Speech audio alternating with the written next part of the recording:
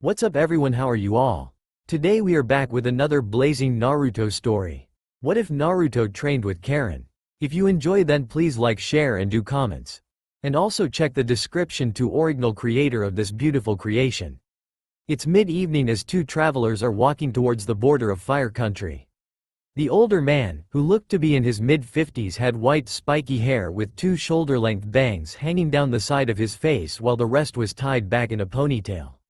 His forehead sported a metal headband with two horn-like protrusions at the top opposite sides from one another, while it had the kanji for oil etched into the middle. His face, although not wrinkled, showed his age, two red lines running down from the bottom of his eyelids to the edge of his cheeks. He wore a dark green short kimono with matching pants, over it he wore a red coat vest, and under it all he wore mesh armor. Finishing his attire were the two getas on his feet clacking with every step he took. Next to him walked a sun-kissed blonde boy no older than 14. Though he wore a blue headband with a metal plate where a leaf was etched into it, it barely kept his wild spiky hair out of his whiskered tanned face. His attire of choice was an orange jumpsuit with blue running across the top of his shoulders and waistline, along with the blue sandals he wore. Blue eyes that normally were full of curiosity and excitement seemed to hold a dull boredom. "Hey pervy sage, where are we going? And when will we get there?" whined the blonde in a slightly deep but raspy voice. The now-known sage, though more so known as the Toad Sage than the title his traveling companion dubbed him with, sighed and rubbed his temples. "Naruto, I've told you 5 times already. We are heading for Hot Spring Country and it will take an hour more before we get there.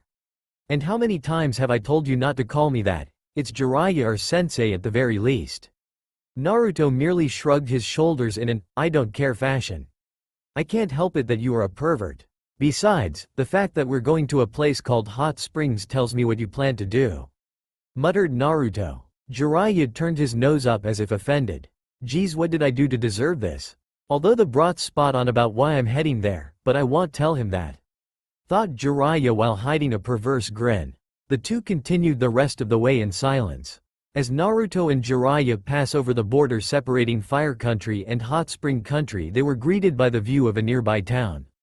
Both grinned at the sight, though Jiraiya's grin seems more lecherous while Naruto's seems to come from relief. After entering the town, they set off for the nearest hotel. Getting in their room and setting his luggage down, Jiraiya turns to Naruto and opens his mouth to speak, but before he can utter a sentence, Yeah, go on and do your research," said Naruto with obvious sarcasm. As Jiraiya was leaving to peep on the unsuspecting women at the many hot springs, he could have sworn Naruto was eager to be rid of him. Then again, he really didn't care. Why bother with it? As soon as his sensei's footsteps could no longer be heard, Naruto began digging through the old perv's pack. Pushing aside old scrolls and spare clothing, he pulled out a small but thick black notebook. Unclasping the strap that kept the book closed, he opened the book and began flipping through the pages till he came to a small picture. The picture was of a woman of at least 20 that had long red hair and lively blue eyes. Naruto smiled warmly at the picture of his mother. Flashback 2 months ago. It had been a few weeks into the training trip when Naruto had stumbled upon Jiraiya's diary.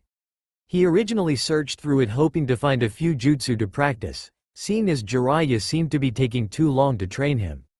But as Naruto skimmed through the book, he came upon a sentence near the end of the diary that made him freeze. He reread the sentence pertaining to how Jiraiya's favorite student Minato was planning to name his child Naruto, after a character in the perverted sage's book. At first Naruto thought it was a mere coincidence, but something in the back of his mind kept nagging him about it.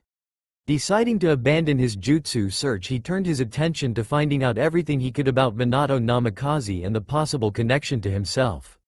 He would read the diary every chance he got when Jiraiya wasn't around, especially when he was out peeping, and put it back once he returned. He had thought about asking the owner of the diary but then thought against it. Even if Jiraiya knew the truth he hadn't told Naruto, why would he tell him now? As the weeks went by, Naruto became convinced more and more that Minato was his father. But the final proof he found was when he came upon the name Kushina Uzumaki. There was no doubt in his mind as he read the passage talking about Minato's wife.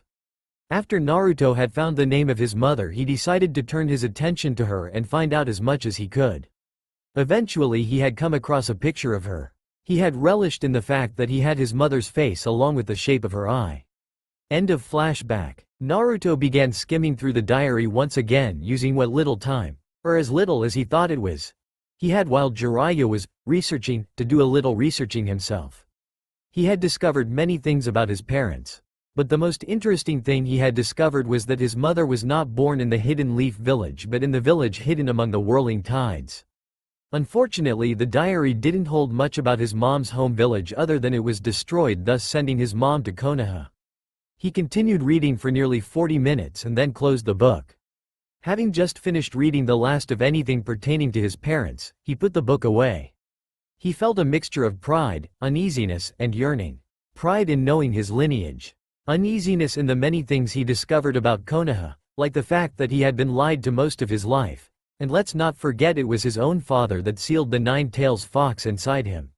He didn't hate those responsible, but he felt hurt by their actions. A yearning came to him due to the fact that Jiraiya's diary was just that, his diary. It was sheer luck that it held the little information about Naruto's parents as it did. Heh, I feel like a child that's been teased, thought Naruto solemnly. 3 months later, since Naruto had finished reading the diary, he returned all his time to his training. With his research on his parents ending, or for better words coming to a dead end, he decided to return to the original goal of his 2-year trip from Konoha. As Naruto trained, Jiraiya would slowly move them further and further along the coastline of Hot Spring Country, traveling from one town to the next. Naruto, having woken up in their newest hotel room, prepared for his daily exercises. Once finished with his upper and lower body workout, he began jogging laps around the town. It was during his second lap that he saw a decorated sign set up for tourists at the edge of the beach.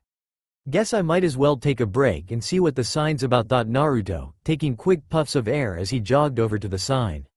All thoughts of breathing left his mind as he saw what the sign had written on it. At one point in his life he had fought someone that had believed in fate. Back then Naruto had thought that was nothing but bullshit. Right now though he wasn't so sure. I guess I should apologize to Neji next time I see him, whispered Naruto. The sign in front of him read out in big red letters, ruins of the village hidden among whirling tides. And behind the sign, sure enough, was a large island several miles away from the beach. Naruto had stood there staring at the island for what felt like hours. After a while he decided to do what he was best known for, something brash and unexpected. He began running across the water, pushing chakra to his feet so he wouldn't sink. For hours he traveled across the ocean. He was so focused on the island itself that he never saw the various whirlpools surrounding it. Almost there. Good thing my chakra has lasted this long, otherwise I would age. The second his foot touched the whirlpool, it swept him into it within a second. The best chakra control in the world couldn't save him from its wrath. As it sunk him further to the ocean floor, he somehow escaped the whirlpool's hold just to be snatched up by the tide, slamming his body repeatedly into the ocean floor and dragging him along the reef-infested ground. He had tried his best to hold on to consciousness but eventually lost the fight. Waking up coughing water and gasping for air wasn't a pleasant way to start the day or night if the dark sky was anything to go by. He ran his fingers through the sand surrounding him, his clothes bloodied and torn in various places. Naruto looked around trying to get a hold of his surroundings. The moon was out, shining its lunar light, and the sound of swirling water could be heard off in the distance. As he slowly got up he felt his body shake with every effort he made to rise. When he finally did stand straight he lurched forward, puking blood. As much as I hate the damn fox, if it wasn't for him healing me I would be fish food right now, thought Naruto. Once again luck was on his side as he noticed he had made it onto the hidden village island instead of back on Hot Spring Country. With nothing better to do he began trudging to the ruins of his mother's home village. Back in Hot Spring Country. To say Jiraiya was panicking would be a big understatement. When he returned to the hotel earlier and found it empty he simply thought that Naruto was still out training. But when the clock struck 11 p.m., he knew something was wrong. Jiraiya jumped out the window and began searching for Naruto. I have told him to train no later than 10 p.m. before, so either he's ignoring my rules, which is highly possible, or something has happened. That was 3 hours ago and he still couldn't find him. I've asked every vendor I've seen, searched every vacant area he might use for training, and even checked the red light district and still haven't found him. thought Jiraiya. He began going over all the facts he had. Okay, he didn't take his luggage with him, so he hasn't left town. The Akatsuki are a good probability. But then again, I've been checking with my informants, making sure I know where they are. I followed Naruto's tracks to the beach, but they disappeared due to the waves. Where the hell is he?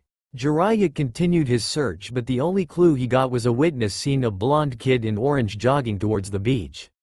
What if the Akatsuki did get him? What am I going to do? What am I going to tell? Jiraiya's thought came to a stop. Suddenly his fear for Naruto transformed into his fear for his own life. What the hell am I going to tell Tsunade? Screamed Jiraiya. Those that knew Tsunade, aka the Slug Princess and more recently known as the 5th Hokage, knew that she and Naruto were close and that she saw him as an annoying younger brother. Though annoying, she still had a soft spot for the energetic whisker-faced blonde. Add to the fact that Tsunade had inhuman strength and an already ill temper was bad news. No screw bad news, Jiraiya didn't want to think of the hell he would be walking into when he returned without Naruto. Where are you, Naruto? Screamed Jiraiya. Back in village hidden among the whirling tides, Azukage's office. Naruto had spent the last few hours feeding his curiosity in the Azukage archives. While there he had picked up many old history books, family trees and anything else that had contained information on his ancestors' culture. Many would think the young Uzumaki had no talent and no patience for reading and studying. This was true back at the academy, but then again this was not math or geometry, this was his family history and he couldn't stop reading on as if possessed. As he continued reading he learned several things about his mother's home and about, oh how he would love to throw this in Sasuke Uchiha's face later, his clan. Just as the Senju and Uchiha were the founders of the Hidden Leaf Village, the Uzumaki were the founders of the village hidden among the whirling tides. And just like the Senju and Uchiha, his clan also had a bloodline limit. Though the Senju could combine water and earth to make and use wood element jutsu, and the Uchiha had their Sharingan eyes that could copy one's jutsu and predict their movement, among many other special eye abilities. But the Uzumaki's blood limit was actually the complete mastery of water elements to such a degree that they could easily combine wind or fire elements with their water element, thus creating ice element and boiling element. And thanks to their mastery of water elements it took less chakra and effort to perform the various jutsu. He had even learned that the whirlpools surrounding the island were in fact a self-sustaining jutsu casted by the first Azukage. Naruto had set the book of his mother's family blood limit aside. Although he was excited about his blood limit, he had several books to read. 3 days later, thanks to the various wildlife and forests surrounding the hidden village, Naruto did not need to leave the island for food. He remained most days simply learning as much as he could about his heritage. All thoughts of training, pervy sage, and Konoha had been abandoned for his curiosity. At first Naruto had been scared that Jiraiya would find him and drag him away. But then he remembered the many whirlpools surrounding the island that nearly ended his own life. The more he read the more he wanted to know. Such as why did all Uzumakis have red hair, pale complexions, and tended to live long lives?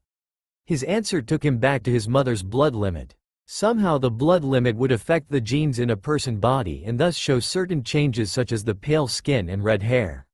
Oh, I hope I can activate this blood limit. It would so suck if having father's genes kept me from it, thought Naruto rather frantically. As he continued to read, he couldn't help thinking of Sasuke. Though he could not forgive the Uchiha Avenger for abandoning his home village for the sake of power in order to achieve his revenge, he felt a new understanding for his need to rebuild his clan. That's when a thought came to him. If that self-righteous bastard thinks he can revive his clan, why can't I? Whispered Naruto. Immediately he began thinking of how he would do such a thing. Like they say, money makes the world go round, and I'll need plenty of it to rebuild the village. Alright, I'll need money and lots of it. Next I'll need people. I've done the impossible before, but even I can't repopulate a whole village by myself. And I don't plan on making one of Pervy Sage's fantasies become a reality. Another thing I'll need is strong ninjas. Even with the whirlpools surrounding this place, it still became a ghost town and my family pretty much bit the dust. Then something occurred to him as he thought of ninjas. Damn it, I completely forgot about Konoha. No doubt Jiraiya has been searching every stone for me, and it's not like they wouldn't send hunters for me if they discovered I willingly left Konoha behind, he frantically thought. He paced back and forth in front of the Azuki's desk, panicking about how he was going to get around all the obstacles he would face if he went down the road to reviving his mother's clan and village. Wait a sec, I shouldn't be getting this scared yet. If I simply change how I dress and wear a wig, I shouldn't bring too much attention to myself. Yeah, that's right, they will be looking for a blonde in orange. Ah, but Jiraiya might use the toads to find out where I am. Then again, how would they know? And even if they know, I bet I can talk them into not telling him. Naruto began to calm once these thoughts crossed his mind. He looked at his torn and bloodied jumpsuit, realizing a change of clothes was needed in more ways than one. Thanks to the Whirlpool's simple tomb raiders has been unable to approach the island and loot the place. Luckily, blood seals have been placed over the vaults of the scrolls as well. I guess I'll check some of the clothes stores and look for a wig while I'm at it. As Naruto continued pacing back and forth, his eyes caught his reflection in a mirror. He instantly looked at his whiskers and realized they would be a dead giveaway of his identity. Guess I will be making a stop for some makeup too. Hee, not like it isn't the first time I looked like a woman. Thought Naruto almost gloomily. He continued planning what he would do. How I look will have to wait. I need to start training again. It's not like I can leave the island until I learn how to turn the whirlpools on and off. And repeating how I got here is a hoogie no. Naruto shuddered visibly at the thought of re-challenging the whirlpools, and the results of last time replayed in his mind. Okay, I think I had enough of tempting death for now. I'll focus on my mother's blood limit, and if I can't use it I'll just have to focus on water techniques. And if I can't do that, I feel like bushy brows now. Thought Naruto ironically. Geez, what am I going to do if I can't use my mother's blood limit or use water jutsu? As much as I wanted to come here, it's become my prison. Well, it's not like anything has been easy for me in life. Guess I'll just have to take care of this situation like I do any other. Headstrong and flying by the seat of my pants, Naruto thought rather nervously. The room he sat in looked as an office should, with a hint of royalty. Red carpet covered the floor and had dark blue walls. The wall behind him had half of it taken up by windows. If one were to look out of them, you would guess they were at least on the 5th floor. The room itself was rather bare except for the chair he sat in and his desk. There were 2 cushioned couches to the side and a few random pictures hanging on the walls. Naruto stares at the giant mahogany desk before him, leaning back in his richly cushioned chair and adjusting the Azuki's robes that now adorned him. The robe was worn in 2 layers. The first layer was a simple ocean blue long kimono that had been worn in a fashion that it would fit snug on his upper body, but below the black belt that tied the robe together he had pulled the robe apart, leaving space so that he could move without hindrance. Over the kimono he wore a long white cage robe with steel blue stripes that ran along the bottom of his robe and along the cuffs of his wrist. Underneath it all he wore tight leather armor that covered all but his head but had slack in the joint areas. The armor had been dyed a dark blue. Completing the outfit was the giant disc-shaped hat that was mostly steel blue except for the curved white triangle at the front of the hat. In the triangle the kanji for Azuki had been written in the same color as the hat itself. Along the sides and back ran a simple white cloth that helped shadow his face. He turned his chair to look out the window. Where ruins once lay was a village now full of life and prosperous. He chuckled. To think 2.5 years ago I was stuck on this island with nothing better to do than train.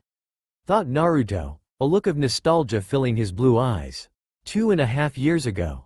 After finding all the scrolls and books that contained information on his mother's blood limit, he headed for a river he had passed by earlier. Luckily the river was a good distance from the village. The place already looks like a hurricane hit it. I don't need to add to it. Thought Naruto morbidly. After finding a nice open area he sat down and opened the book pertaining to the bloodline itself. Flipping to the first chapter he read on how to unlock it. He frowned as he read on, eventually smiling with pride. Where other blood limits were gained through stress or a little practice, Mom's is only usable through a lot of hard work. Says here, in order for it to awaken, I must first master water, wind, and fire elemental chakra. Guess I'll start on water, whispered Naruto. It had been 2 weeks since he had started the first phase to master water elemental chakra, and he still had a ways to go. He had been holding the bowl, trying to push the water from one side to the other. The objective was to make the bowl look as if there was an invisible barrier in the middle of the bowl preventing the water from passing through. He had been there for hours today and still could only make the water ripple. Getting frustrated, he let out a growl. Damn it, I have to stay still or I won't be able to tell if I'm actually moving the water with chakra or if it's only moving cause I'm moving. Putting the bowel down, he put his fingers, index and middle fingers, into a cross hand sign and created a shadow clone next to him. The clone looked at him expectantly. I need you to go and find some food. The clone gave a mock salute and ran off. This had been routine since he had discovered how hard mastering water element was. Sending off a clone to find food while he continued training just seemed like a better idea than he himself wasting time doing both. Picking up the bowel once again, he went back to focusing on his training. The clone had been searching for some time now. It was looking for some fruit thanks to a sweet tooth that kept nagging the original Naruto. Jumping up to an apple tree, he began picking a variety of different colored apples. He couldn't remember which ones tasted sweet, so grabbing a few of each color would have to do. Satisfied with the amount he had, he turned around to jump to the next tree only to scream and fall backwards. Mere centimeters from his face was a green boa constrictor staring right at him, flicking its tongue. The second he hit the ground, he poofed out of existence. Naruto's concentration had been broken from a sudden barrage of mental images. Great, I thought I was actually getting somewhere. And my clone fell on his ass, but how did I know that? It's not like he was nearby, asked Naruto. Suddenly an idea popped in his head. He put the bowel down and created another clone. Handing the bowel to the clone. The clone looked from him to the bowel, repeating the process 3 times before staring at Naruto with a confused face. What the hell do you want me to do? Asked the clone. Mentally slapping himself, he expected the clone to know. I want you to practice the training I've been doing. But don't do it here, go over there and turn around so I can't see what you're doing. Replied Naruto, pointing to a tree. Looking at the bowel again, the clone just shrugged and did as it was told. 10 minutes later, Naruto dispelled the clone. Once again the images ran through his head. Gaining a new understanding of the water element he didn't have a second ago. So anything the shadow clones do, I'll know, said Naruto, surprise evident in his voice. Creating 10 more clones, he sent them back to the village, ordering them to find as many usable bowls they could find. As soon as they left, he walked over to the tree his clone was at earlier and picked up his first bowel. Luckily it was still usable. 30 minutes later the clones returned with a total of 16 bowels plus the one in his hands. Naruto frowned. He had been hoping for a bit more, but when he considered that they could have come back with none, he didn't really mind. Creating 6 more clones, he began to give them their orders but was interrupted by his stomach. Could one of you please go get the apples? Muttered Naruto. Since his discovery over the advantage of his shadow clones, Naruto was able to shorten his training significantly. After 4 days of training he had mastered the first phase. He had thought about trying to have his clones practice the first phase for the other 2 elements but quickly thought against it. The last thing I need is getting 3 different training methods mixed up. After 2 weeks of practice on the second phase, which consisted of him reversing a section of the river's flow, he had it mastered. After 4 more months of training on mastering the other 2 elemental chakra along with a few jutsus for each element, he felt ready to try his mother's blood limit. Thinking back, he found it strange that molding wind chakra was relatively easier than molding fire chakra. Shrugging his shoulders, he picked up the book again and began reading once more.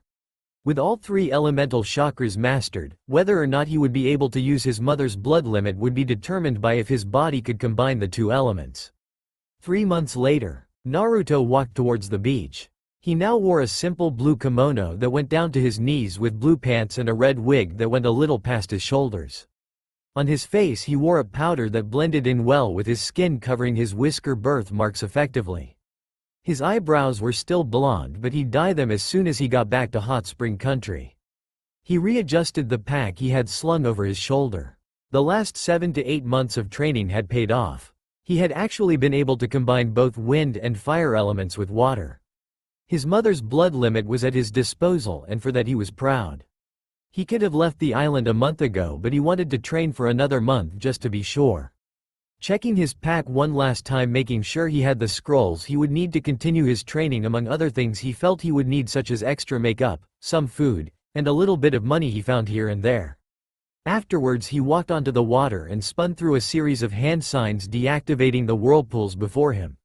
Once he passed the area the whirlpools resided, he turned around and reactivated them.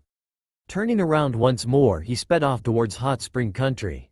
Present time. A steady knock on the double doors broke Naruto out of his thoughts. He opened his mouth to welcome the person in, but a stern feminine voice interrupted him. "Why do you even bother knocking? It's not like he's going to say no. It's called being polite. But then again, I wouldn't expect you to know that," replied a softer yet more forceful feminine voice. "What did you say?" hissed the stern girl. Silence filled the air for a few seconds. To the trained ear you could hear a slight shift, as if the other girl had just took a pose. Naruto had to cover his mouth to muffle his laughter. This would not be the first time they argued, and he had learned from past incidents that interrupting only led to directing their anger towards him. "I'm saying you don't know how to act like a proper woman," spoke the soft yet forceful girl. "Don't you even start that shit with me." Another shift could be heard, but this sounded forced, as if someone was grabbed. "Got it, bitch," finished the stern girl. Recognizing the end of the discussion, Naruto wiped all humor off his face. The door slammed open and an obviously pissed girl entered. She had long hair that could be argued whether it was a light shade of red or a dark shade of pink. Somehow her hair had a sleek yet wild look to it, with one of her stray bangs running down between her eyebrows and along the right side of her nose. She wore a black bandana with a Whirlpool plate. Her eyes were a dark brown. Dressed in a short gray kimono that almost covered a black skin-tight long-sleeve shirt and matching shorts with black sandals. She turned towards the door, glaring at the next girl walking in. Unlike the first girl, she walked in with a sense of pride. Her hair was a rose red and was in an unorthodox style. One side barely went past her chin and appeared unkempt and jagged, while the other side went a little below shoulder length and was neatly combed. Her eyes were the same color as her hair, as she wore a pair of brown-framed glasses. She wore a lavender jacket zipped up all the way, but oddly had the bottom undone just enough to expose her navel area. The black shorts on her were short. Her black stockings went up to her mid-thigh, and the shoes were small and seemed to blend in. On her wrist was a Whirlpool headband. Both girls looked to be at 16, with the pissed girl seemed to have slightly older features.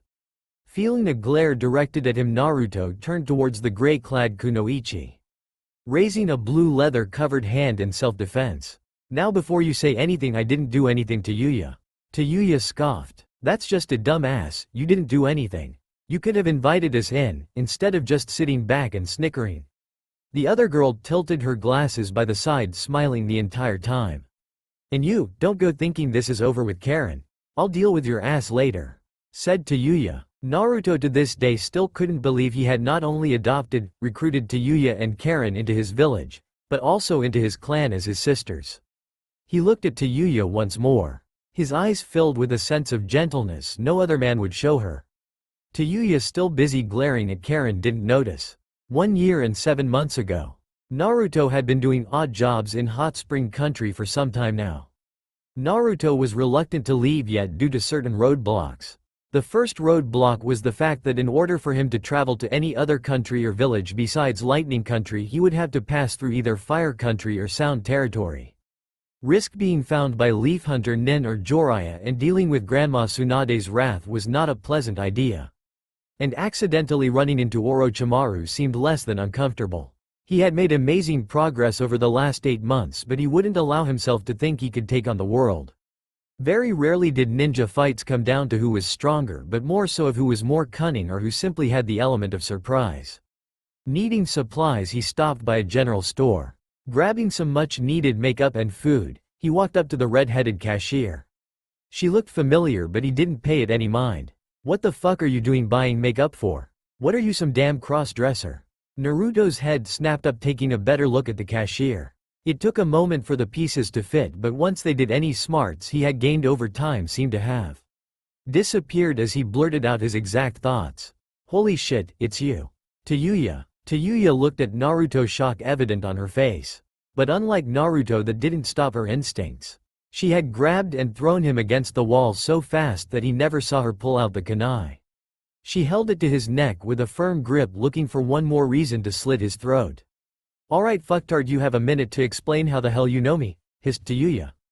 "It was when I was on a team to retrieve Sasuke Uchiha from you and 3 other guys," replied Naruto. "Bullshit, I remember that mission too damn well, and I don't remember a redhead chasing us."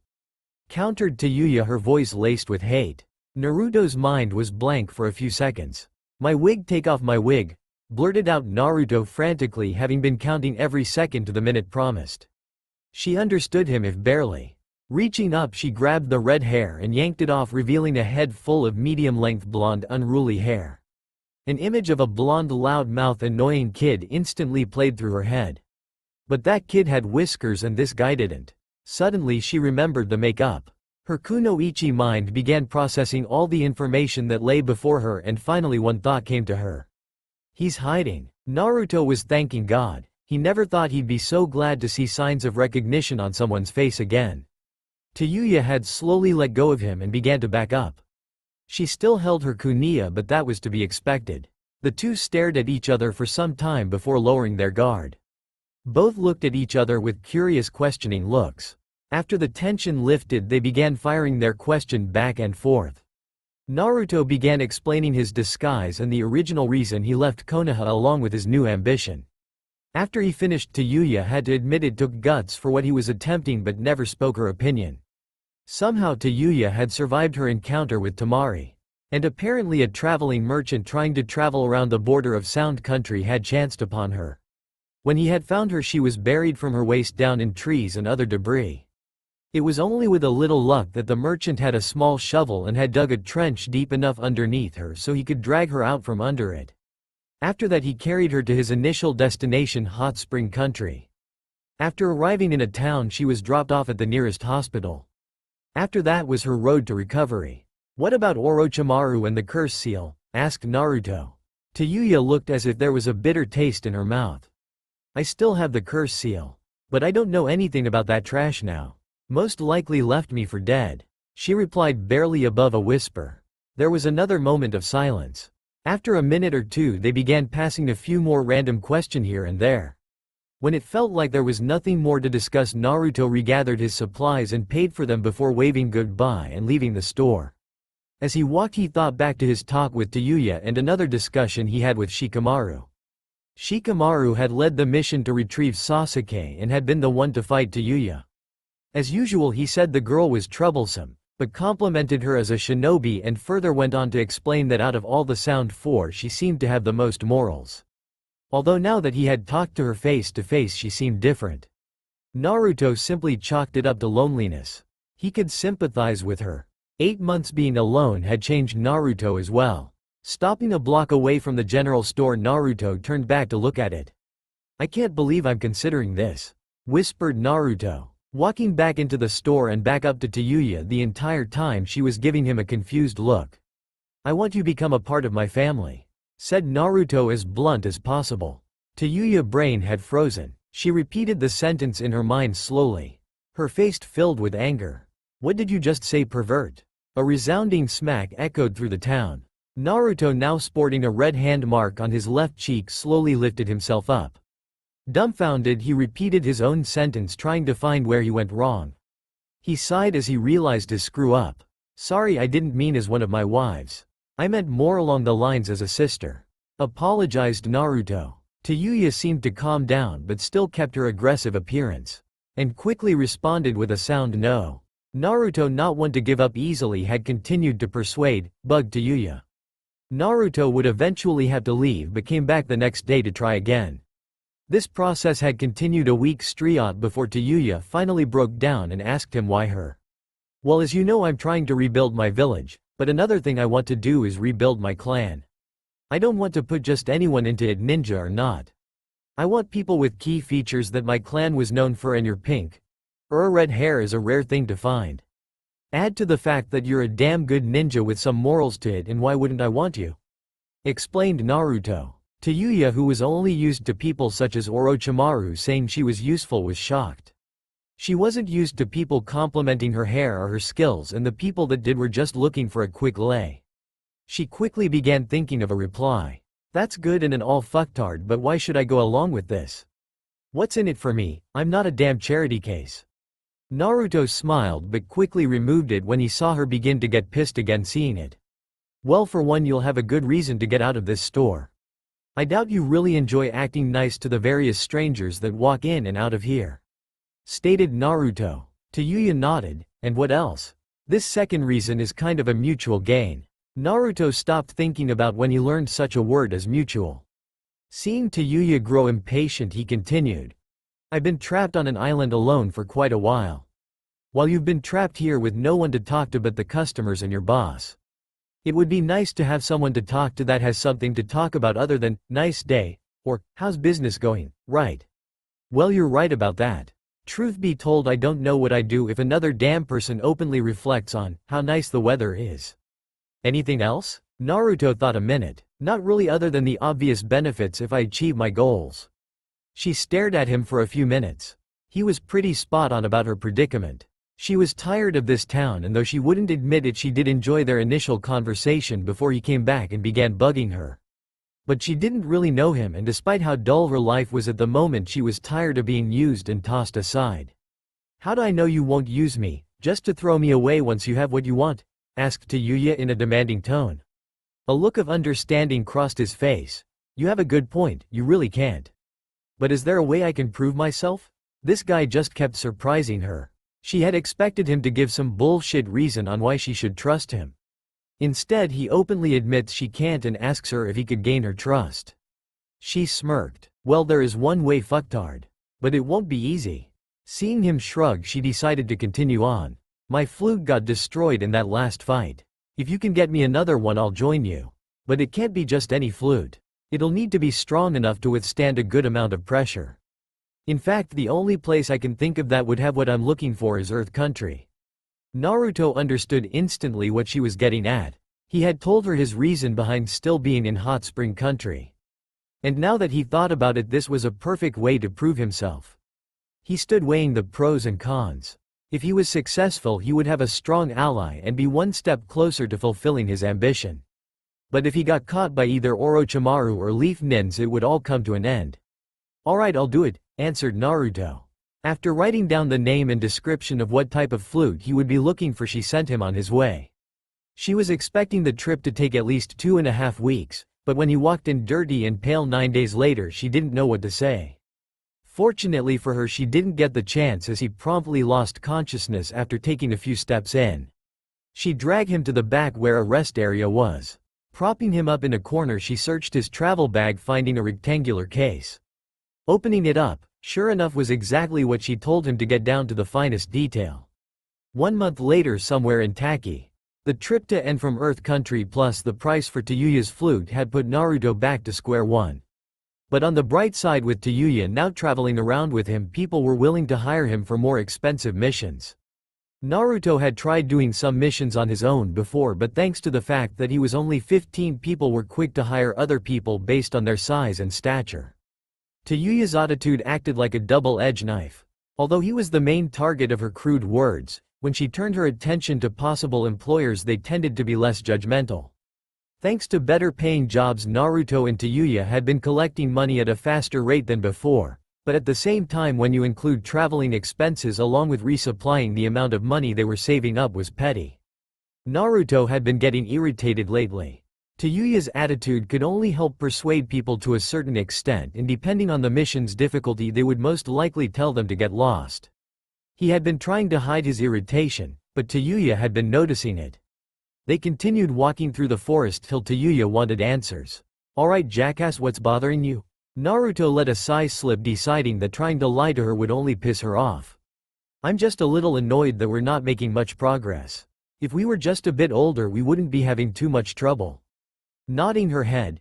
Yeah, well, it's not like it was going to be fucking easy. Sighing again. I know, if I could find some more ninjas to join my village, then I would be able to send them out and have them help gather money. But most missing nin aren't what I would call trusting, and the ones that can be trusted are either too paranoid or too scared. Besides that, it's not like I can just walk up to just any ninja and ask them to abandon their village and join mine. You're right about that, jackass. It's not like there's any place that has a big-ass number of powerful ninjas with no real allegiances.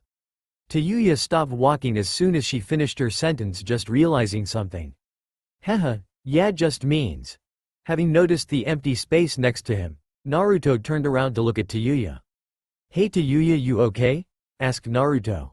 I'm alright, I just realized that there is such a place, said Tayuya in a rather low tone. Naruto raised an eyebrow. Really? Well, where is this place? Tayuya shook her head. You're not going to like the answer, thought Tayuya. Deciding to answer anyway, she spoke. It's in Sound Country, one of Orochimaru's prisons. 2 days later, Tayuya had explained how Orochimaru had a few prisons in Sound Country. She continued to tell Naruto how Orochimaru would capture ninjas and even clans of ninjas that had rare blood limits or had powerful jutsus, and how one particular prison was not only huge but housed some of the strongest ninjas. Naruto had asked Tayuya to help him break into this prison. She agreed, but only because if they were successful it would cause Orochimaru to lose a rather large number of test subjects and piss him off in the process. Right now they were running through the stone wall-clad prison looking for any traps or guards nearby. The place had several winding passages with several doors lining both sides of the walls. Many doors had several seals imprinted on them, and the only source of light were torches being powered by certain seals. To Naruto the place felt like a maze, and had decided to make several mental notes of particular structures that stood out and the turns they made through the prison. Hey, shouldn't there be some guards? Asked Naruto. Yeah, I don't understand what the fuck's going on, said Tayuya looking around at the guard-less prison. Maybe that pale asshole decided that this place didn't need guards anymore. Well, if that's the case, let's split up and try to find the warden's office, said Naruto. Nodding her head in understanding, she began running down one path while Naruto took another. Naruto continued walking through the prison for another 5 minutes before coming across a corridor with only one door at the end. Walking up to the door, he could see that it was bare of any seals. Opening the door, he smiled at seeing a room with a big work desk and several filing cabinets lined up behind it, with a simple bed sitting over in corner. Taking a step into the door, he was stopped by a kunai placed against his neck. Don't take another step forward, commanded a soft feminine voice. Looking down, he saw the kunai being clumsily held at his neck by a soft pale hand. Tilting his head, he saw the owner of said hand behind him. She was no older than him and had long rose-red hair. On her face was small glasses, and she dressed rather skimpy.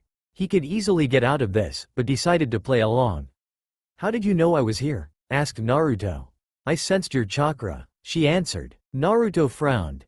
As if, I had lowered my chakra level, and with as many prisoners that are here there's no way you would be able to tell me apart from them.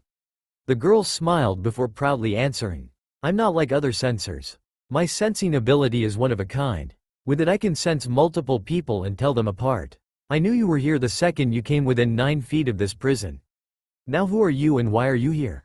Oh, and don't bother lying. I'll know you're lying by the fluctuations in your chakra. A smile grew on Naruto's face. That's really impressive, admitted Naruto. A split second was all Naruto needed to snatch the kunai out of her hand, grab her arm, throwing her over his shoulder and into the room. He stood in the doorway, effectively blocking the only exit. My name's Naruto Uzumaki, now what's yours? Asked Naruto. The girl looked at him, seeing no harm in doing so and hoping to buy time to think, she answered. Karin, just Karin. Karin, how would you like to join my clan? Asked Naruto. Before Karin could ask him what he was talking about, he began explaining about his goal and his objective in coming to the prison. He made sure to inform her that he did not want her as a wife but merely wanted her in his clan due to her red hair and unique talent. So what do you say? Want to join my clan and help? And why should I betray Orochimaru and go with you? Asked Karin. Because eventually he will betray you, stated Naruto. Karin was confused. She could tell he wasn't lying, but then again maybe it was due to the fact that he didn't know Orochimaru and simply believed what he thought. And I should believe you over him. After my village was destroyed he gave me a place to stay. He's never lied to me. Why would he betray me? Said Karin, daring him to answer. Naruto simply began laughing. Who's to say that it was not Orochimaru himself who had your village destroyed? And as far as lying goes, well, Orochimaru has always had a way with words. There's a way around your lie detector. She narrowed her eyes at him, as if was her only response. Fine then, how about this then? You ask me a few questions and I'll answer them without telling you the real answer. The first time I'll tell the truth. If you can honestly tell I'm lying to you, I'll step aside and let you walk right out of here. But if I succeed, then you have to join my clan, said Naruto. Karin stood there a minute thinking over his challenge. Fine then, but don't be disappointed when I bust you. Naruto simply smiled. I'll ask you 3 questions. First question, what is your favorite food? Asked Karin. I have to say dango's a nice snack, responded Naruto. Second question, what's your favorite activity? I really do enjoy reading about my family's history. Third question, you were once a Konoha nin. Why did you leave? Many people in Konoha lied to me. Karin had stared at him. He had told her the truth. But something didn't seem right. The way he answered reminded her of Orochimaru somewhat. The way he seemed to have been talking about something else but answering her questions at the same time. Okay, go ahead and try to lie to me this time, said Karin. Naruto's smile widened greatly. But I did lie to you. Karin's eyes widened. Don't screw with me, I know you didn't lie. Well, I guess I'll just have to prove you wrong, said Naruto, his grin never leaving his face. My favorite food is ramen and my favorite activity is learning new jutsus.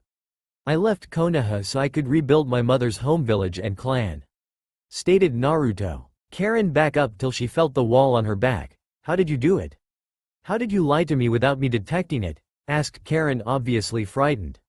Well, to be fair, I never really did lie, but I never really answered your questions either. I simply stated facts in a way that it appeared I was answering your question. Orochimaru probably does the same thing, said Naruto. Why should I trust you either then? You just proved you know a way around my lie detector, said Karin sadly, her self-esteem broken. Cause jackass here isn't smart enough to talk like that all the time, answered Tayuya, walking around the corner and making herself known.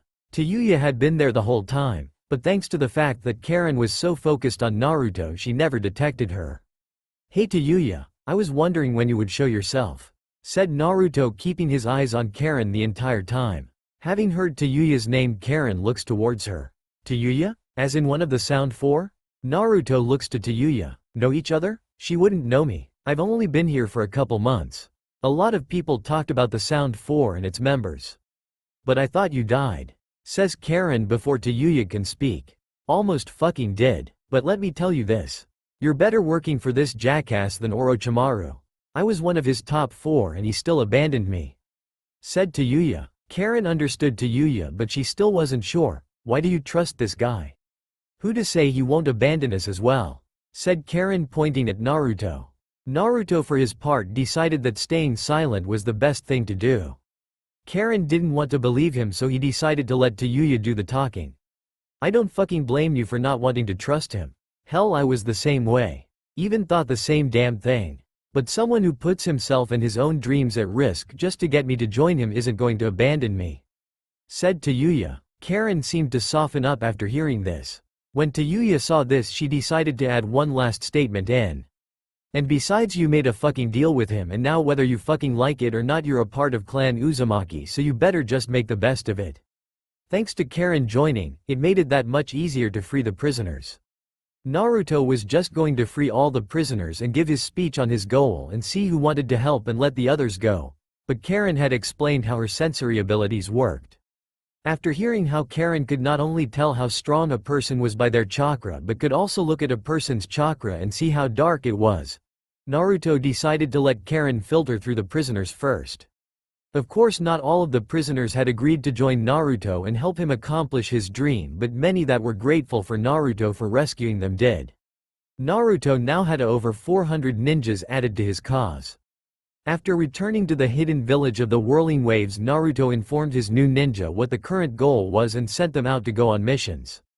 Naruto, Tayuya, and Karin had remained at the village for a few weeks to ensure that fights didn't break out between ninja clans, and so Naruto could turn the whirlpools on and off for ninjas leaving out for missions and returning. After 3 weeks, Naruto had taught a few of the ninjas how to turn the whirlpools on and off and had decided to head out and help collect money. Present time. Tayuya, having finished glaring at Karin, looked back to Naruto, noticing him looking towards her. Hey dumbass, what you looking at? Naruto didn't respond. Dumb ass, I asked you what the hell you're looking at.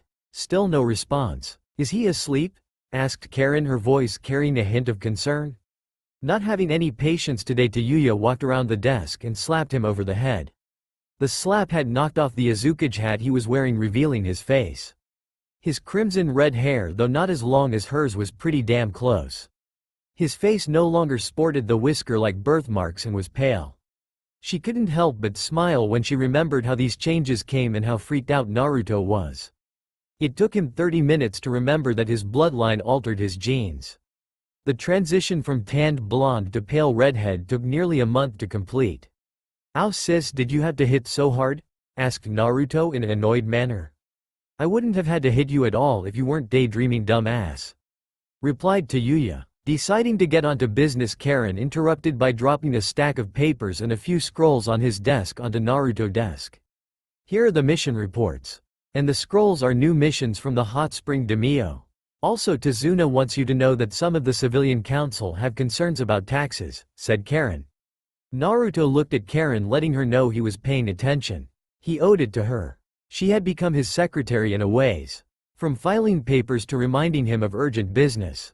She had helped contribute to the village in many ways.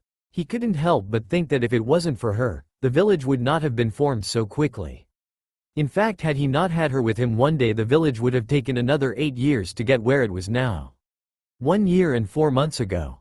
Naruto, Karin, and Tayuya were walking through grass country for some time. Thanks to Naruto's physical changes, he no longer needed the wig or makeup to disguise himself. Karin had suddenly stopped looking to her right into a forest, a look of confusion on her face. "Karin, what's up?" asked Naruto. "There are 2 strong chakra sources nearby," said Karin. Tayuya rolled her eyes. "So what, we've run into several fucking strong people. I can't explain how, but one of them has an affinity to all 5 elemental chakras," said Karin. Both Naruto and Tayuya became shocked and began staring at the forest. "That's not fucking possible. There's no damn way someone can do that. You sure you're not just sensing 5 people?" Tayuya asked. Karin shook her head. "No, this is definitely one person. The other one has a weird chakra as well, but I don't understand it really." "Let's go have a look," said Naruto. "Have you fucking lost it, jackass? She just told us there's a chakra source doing the impossible and you want to see what the fuck it is," said Tayuya, a little frantic. Naruto stopped for a second. "I don't plan to get too close. I just want to see who or what is capable of doing such a thing." Having said that, he continued forward. Tayuya and Karin followed him, both not liking the idea. They walked on for a few minutes before Karin stopped them. "Alright, the chakra sources are about 25 feet in front of us." They looked forward but couldn't see anything except for a clearing in the forest. In the middle of the clearing appeared to be a door lying on the ground. Before any of them could wonder, it swung open. They instantly went into hiding. Watching from afar, they saw 2 figures walk out of the now confirmed underground passage. The second they looked at their cloaks, the group froze. Both members wore long black cloaks with red clouds. While they were too far away to see much, they could tell that one carried some weird 3-blade scythe and the other had a mask on covering his entire head. Luckily for them, after the 2 Akatsuki members closed the door and covered it with dirt, they headed in the opposite direction. "Well, are you fucking happy now, or would you like another turn at curiosity killed the fucking cat?" whispered Tayuya. Naruto looked apologetic towards Tayuya. "Yeah, don't worry, I'm not stupid enough to try and fight them. But I am curious about what they were doing underground." "Well, if you want to, there's no one in there that I can sense," said Karin. Having heard that, Naruto headed for the hidden passage and entered, Tayuya and Karin following behind. At the end of the passage was a room that had metal cabinets lining the walls. Naruto walked up to the nearest cabinet and opened it. His eyes widened at the sight before him. "Holy shit," was all he could say. Having heard him, Tayuya and Karin walked over to see what had him stuck in awe. The second they saw what he was looking at caused them to join in his shock. After a few seconds passed, Tayuya went to the nearest cabinet, opening it only to find the same thing. Inside the cabinets were lots and lots of money. She opened one cabinet to the next only to find more money stashed away in each one. Finally, snapping out of his shock, Naruto began laughing as if he had been told the best joke ever. Tayuya and Karin soon joined him. It felt like hours before they could finally calm themselves. Naruto created 30 clones and had half of them transform into large bags. Without being told, Naruto, his clones, Karin and Tayuya began grabbing as much money as they could and dumping it into the bags, smiling the entire time. 3 days later, to the ninjas of the village hidden among the whirling pools, the sight they saw was rather comical. Their leader, or to be correct, multiple copies of their leader along with his 2 siblings, had just dashed by jumping from roof to roof while carrying big heavy bags. When Naruto, Karin, and Tayuya had reached the Azukage building, once inside they dumped their loads onto the ground and Naruto dispelled his clones. He wiped the sweat of his forehead. Karin never took her eyes off of the bags and bags of money. "How fucking much do you think that is?" asked Tayuya, finally voicing what they were all thinking. "Well, I don't know how much exactly, but if I had to go by how heavy they are, I'd have to say at least 7. No, 10 billion ryo," said Naruto. "I guess the only way we're really going to know is if we count it all," said Karin. Tayuya sighed. "But that's a lot of damn money to count." After they had counted all the money, they couldn't help but laugh and shout. Many of the other ninjas swore they were partying. After they had taken a chunk out of the money they would need to pay for rebuilding the village, Karin had suggested taking a portion of the remaining funds and actually buy Hot Spring Country. Naruto had thought this over and had decided that they would attempt this after the repairs were done and over with. The next day he had taken the amount needed for repairs and headed off for the Land of Waves. Once there he made a beeline for Tazuna's house. Knocking at the door he waited impatiently. He had wanted to come back for a while now, but between everything that happened in Konoha and his new dream he just didn't have time. Fortunately for the next part he would need someone of Tazuna's expertise. It was rather funny to Naruto when he reintroduced himself to Tazuna, Tsunami, and Inari. The poor old drunk nearly dropped his sake bottle, and actually did when he explained his reason for being there. Initially Tazuna thought he was joking, but that idea vanished when Naruto showed him his payment for the job. Tazuna's first question to Naruto was what bank he robbed. Naruto couldn't help but laugh at how close to the truth Tazuna was. Once everything was set and ready, Naruto had left with Tazuna, his family, and his carpenters on a boat back to his village. 2 weeks later, the repairs to the village were going great. Tazuna had acted like a slave driver. He would sometimes shout to the men that they were rebuilding their hero's village and this would be the only way they could ever repay him. Naruto smiled at this. One day he had pulled Tazuna aside to offer him a chance to live in the village once it was done. Tazuna thought about it. On one hand, once the repairs were done the place would look amazing, but on the other hand he would be leaving behind friends. Seeing the doubtful look on Tazuna's face, Naruto decided to twist the poor man's arm by talking to Inari about the idea. Telling him how cool it would be and how he would even have a chance to become a ninja. Tazuna couldn't decide whether to be happy for Inari or to deck Naruto and wipe that damn grin off his face. Eventually he gave in to the idea and told Naruto yes and decided to agree on it with a nice strong handshake. Naruto, assuming that it was merely a friendly handshake, was not prepared for when Tazuna's grip suddenly got 5 times stronger, which had caused Naruto's hand to whine in protest with a series of cracks and pops. Inari, too caught up in his daydream of how it would be to be a ninja, was oblivious to Naruto's pained look or the noise his hand was making. After finally getting his hands free, Naruto had decided to let Tazuna get back to work while promising to himself to get him back eventually. While watching Tazuna work he couldn't help but remember his first mission to Wave and of Zabuza along with Haku. It then occurred to him that he had yet to visit Kiri. He had avoided it thanks to the bloodline hunt, but decided it was time to go and see Kiri's situation. 4 days later, he had taken Karin with him and gotten on a boat set for Kiri. Once there he had begun gathering information on how things were going. Apparently Kiri was in the middle of a civil war due to the bloodline hunt.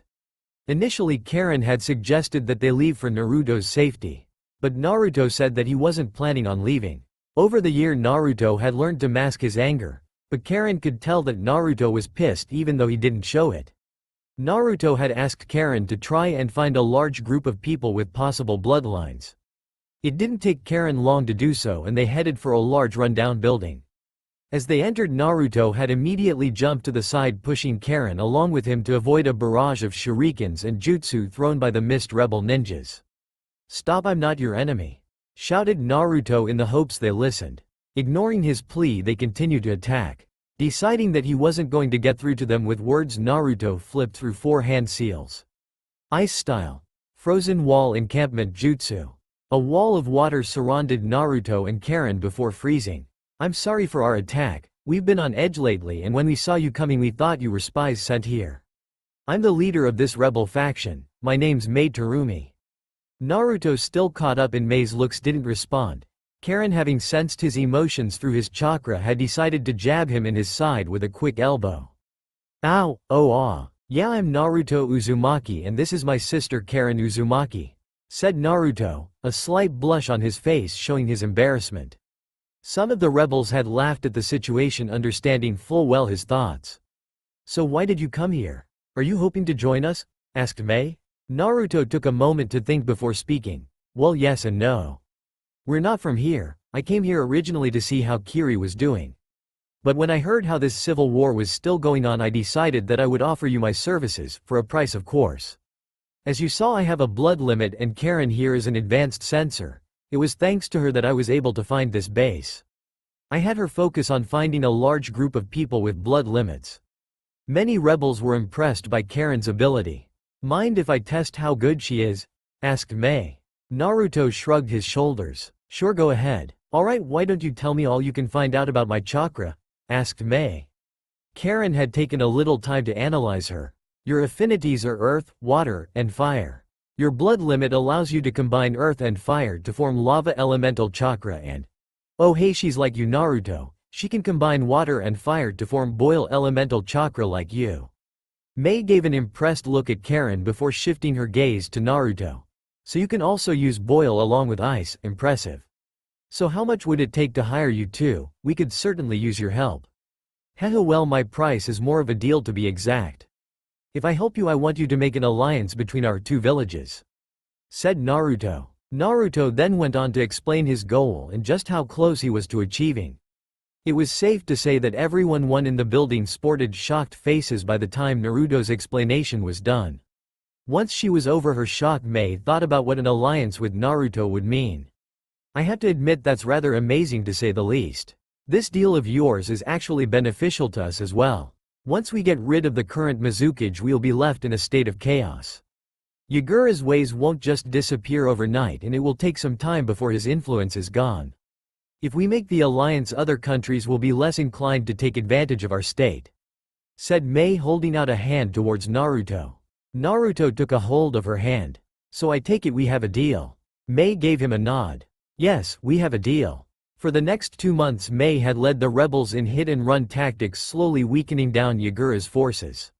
With Karin aiding them, she could not only prepare them for offensive strikes but could also warn them of when a group of mist ninja were getting close.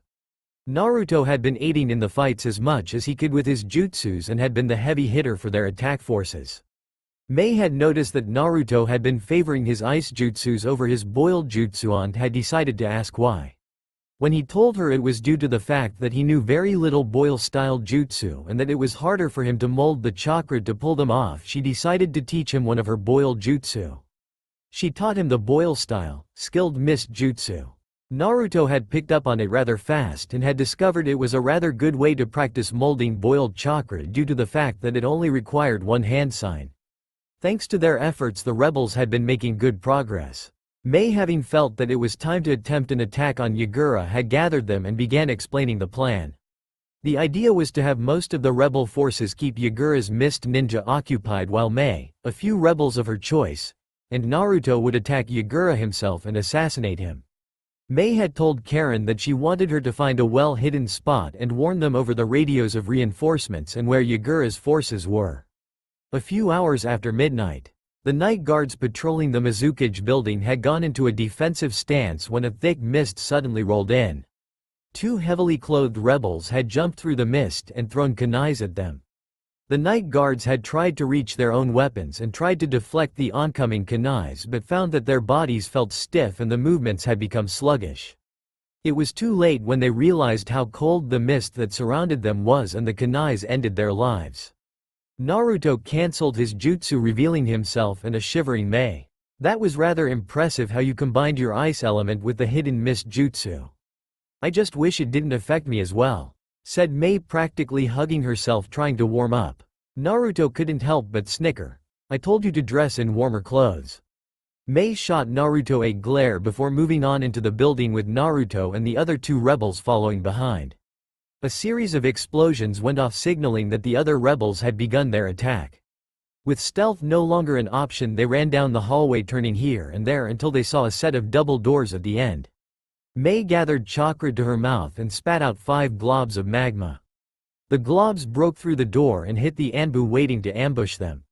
One of them had survived and rushed towards Mei, attempting to cut her in half with his katana, but was met halfway by Naruto, who blocked his strike with a kunai. Naruto focused wind chakra into his kunai and cut through the Anbu's katana and neck as if they were butter, splattering his blood across the wall.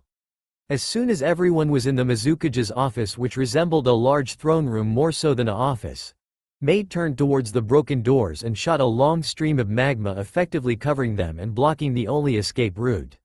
When Naruto had been told about all the things Yagura had done, he expected a strong-looking man with either an emotionless mask on or an evil sneer adorning his face.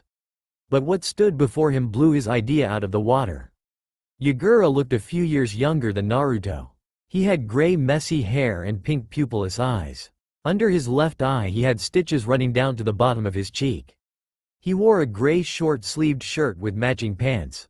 Over it he wore a green poncho over his shoulders and a sash around his waist. Unlike most ninjas who wore sandals, Yagura wore brown boots. On his back hung a staff with uneven hooks on both ends. His pink eyes looked at them with obvious boredom. "I see someone has once again come to take my life," said Yagura with a voice that sounded far older than he looked. Naruto had expected Mei to give one of those heroic speeches, but instead she opted to use her skilled mist jutsu and spewed an acidic haze at Yagura. Naruto, realizing that his ice-style jutsus would only get in the way, began a series of hand seal for a strong boil jutsu. Before he could finish, a heavily burned Yagura had jumped towards him, swinging his staff to impale him on its hook. Naruto abandoned his jutsu and caught the staff just barely an inch from his heart.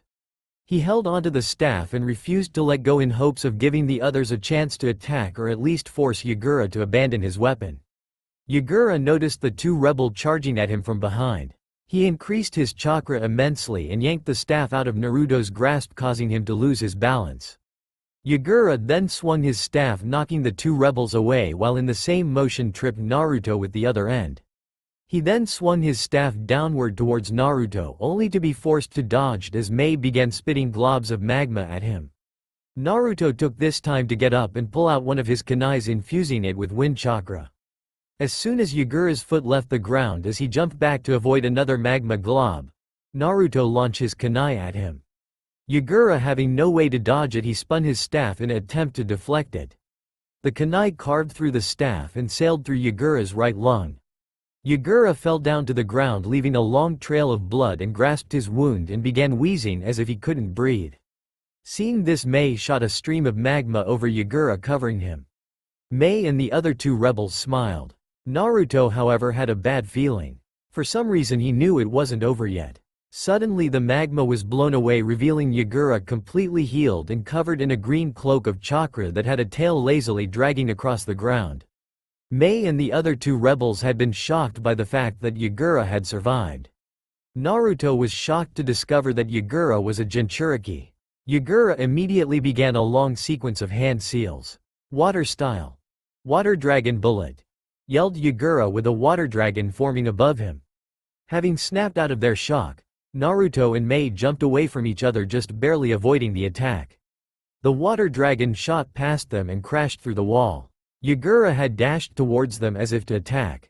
Mei and Naruto prepared to counter, only for Yagura to run past them and jump through the hole made from his jutsu. They immediately chased after him, while the other two rebels just stood there, unable to move thanks to their fear. Yagura had sped off towards the ocean and didn't stop till he was a good ways out. Naruto and Mei had stopped a few feet away. Both sides had stared each other down, waiting for the other to make the first move. Yagura's patience ran out and his chakra increased once more as his chakra cloak gained a second tail. Mei, unprepared for Yagura's new speed, received an overhead kick and sent flying. Naruto enveloped himself in a red cloak of chakra, sporting one tail, in hopes of at least keeping up with Yagura.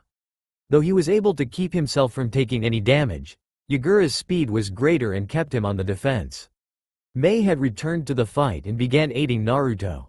Thanks to Yagura's focus being split on both of them, they were able to land quite a few hits on him. Yagura gathered a large amount of chakra and used it to create a shockwave. It had forced Mei to retreat, but did little to impede Naruto. A powerful right straight sent Yagura skipping across the ocean. Naruto had tried to follow up with another attack only for the Nine-Tails Fox to try and force more power on him. It took all his willpower to force the demon's chakra back. Unfortunately, he also lost his chakra cloak as a result.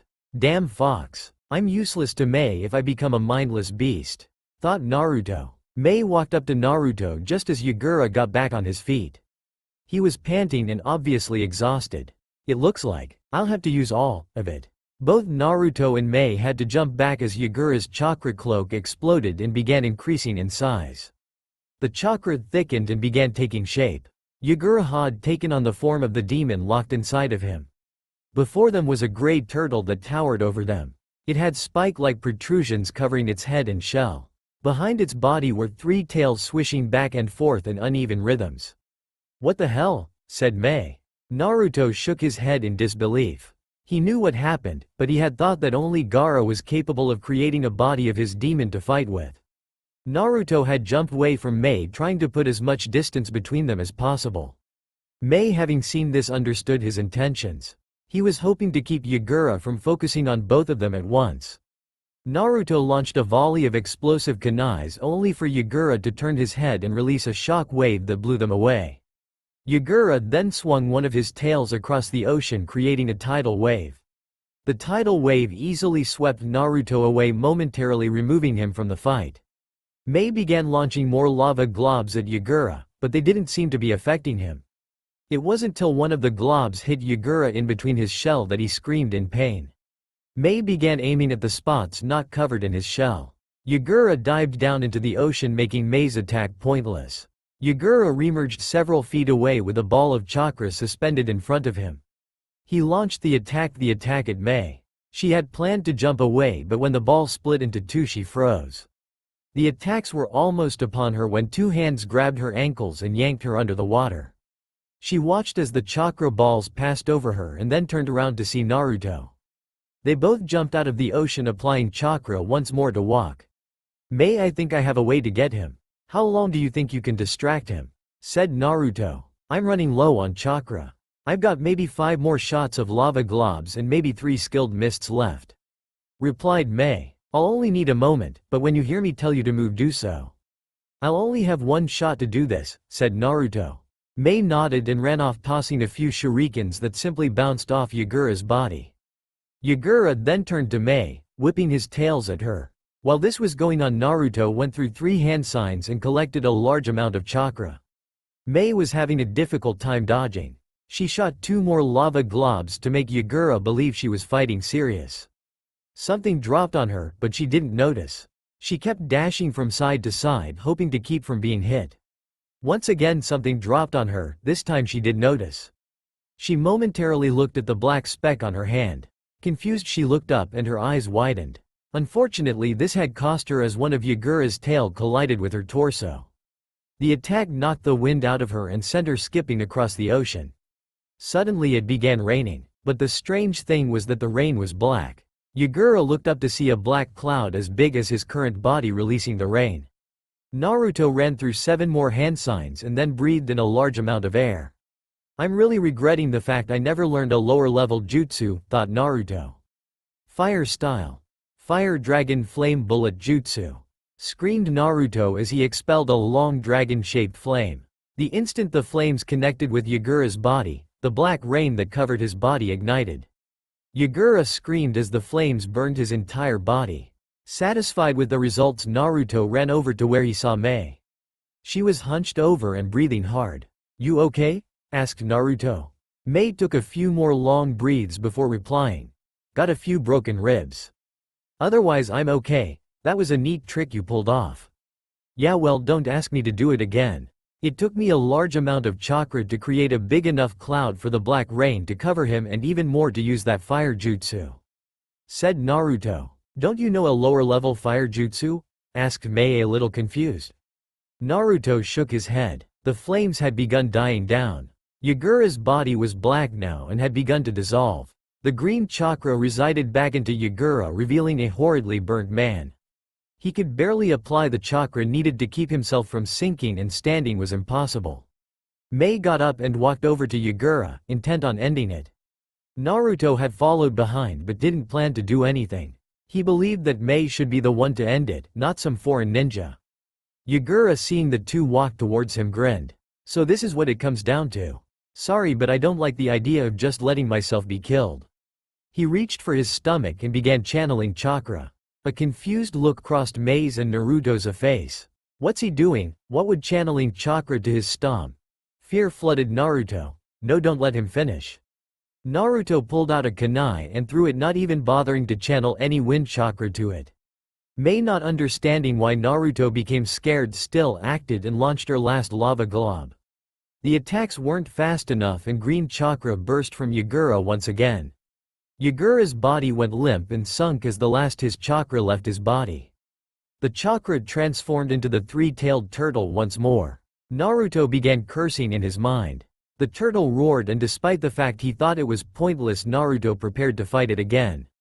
As Naruto studied the monster before him, something caught his eye, or to be more exact, something in the turtle's eyes caught his attention.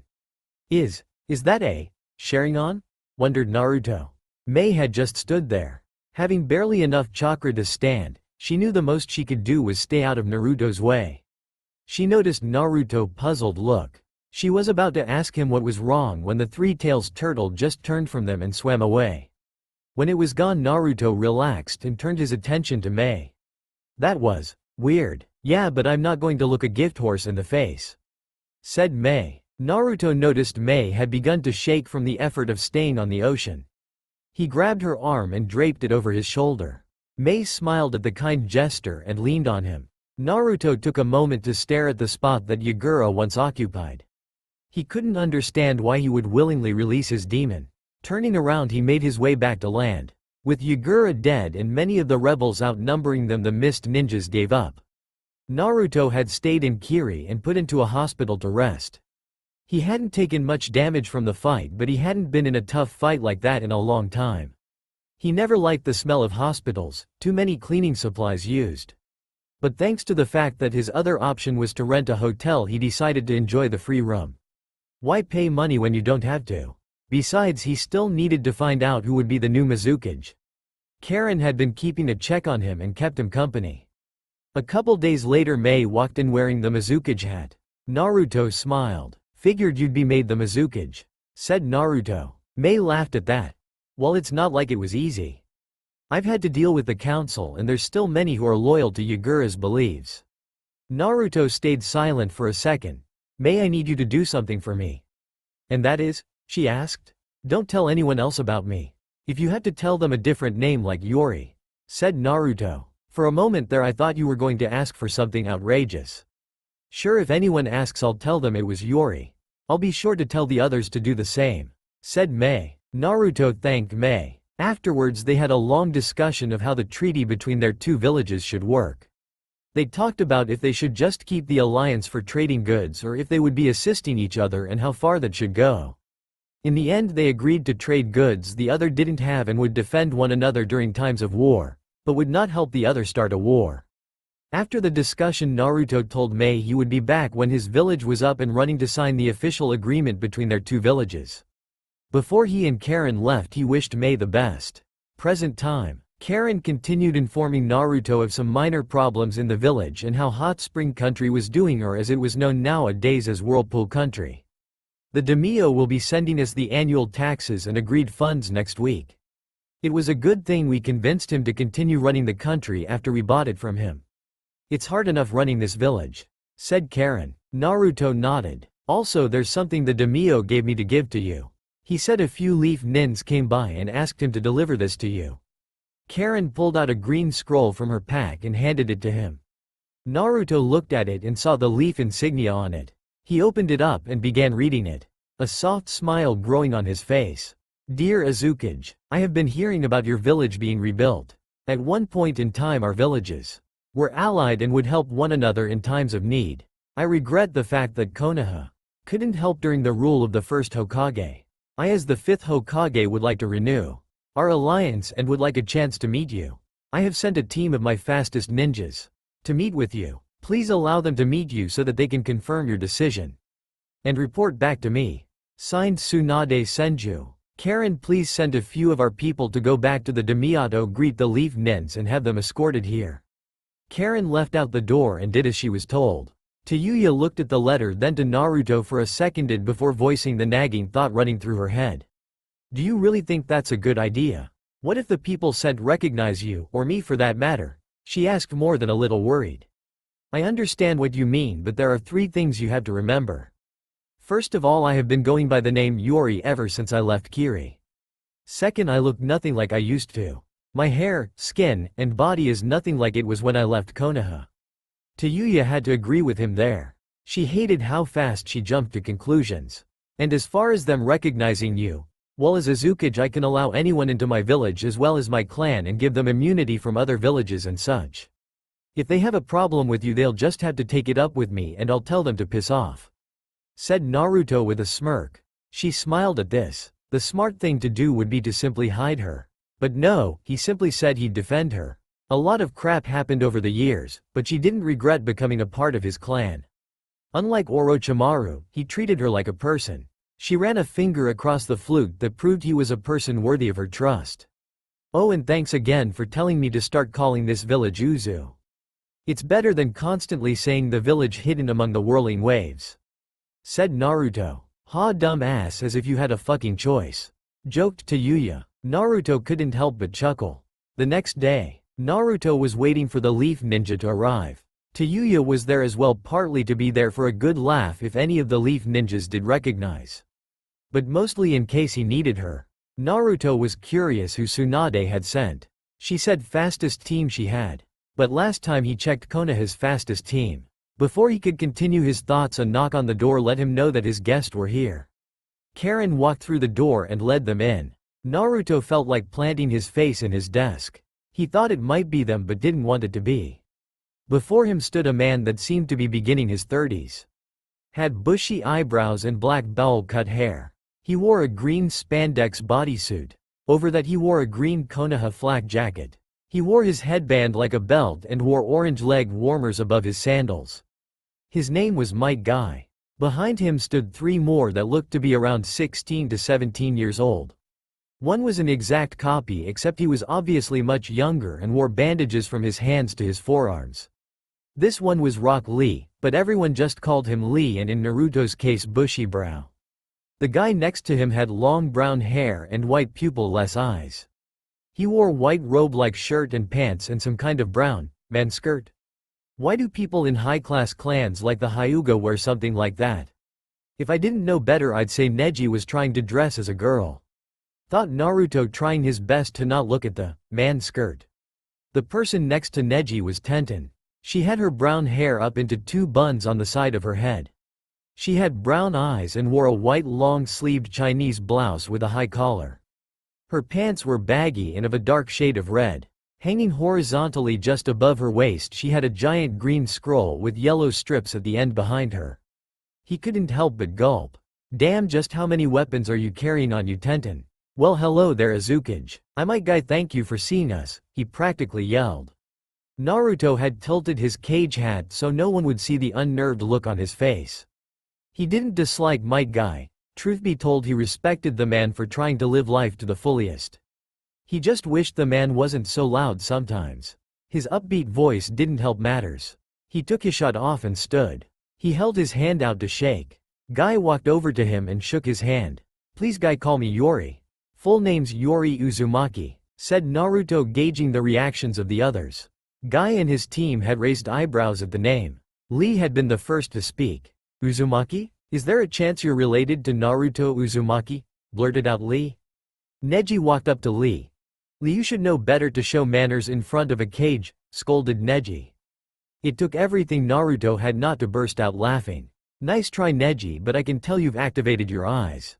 That would be a good idea, but you can't see through something that does not exist. I'm not wearing a disguise, nor am I using genjutsu.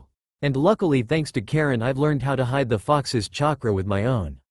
Lee acted out his part of being ashamed rather well. Neji, not finding anything, deactivated his Byakugan and stood back into place between Lee and Tenten.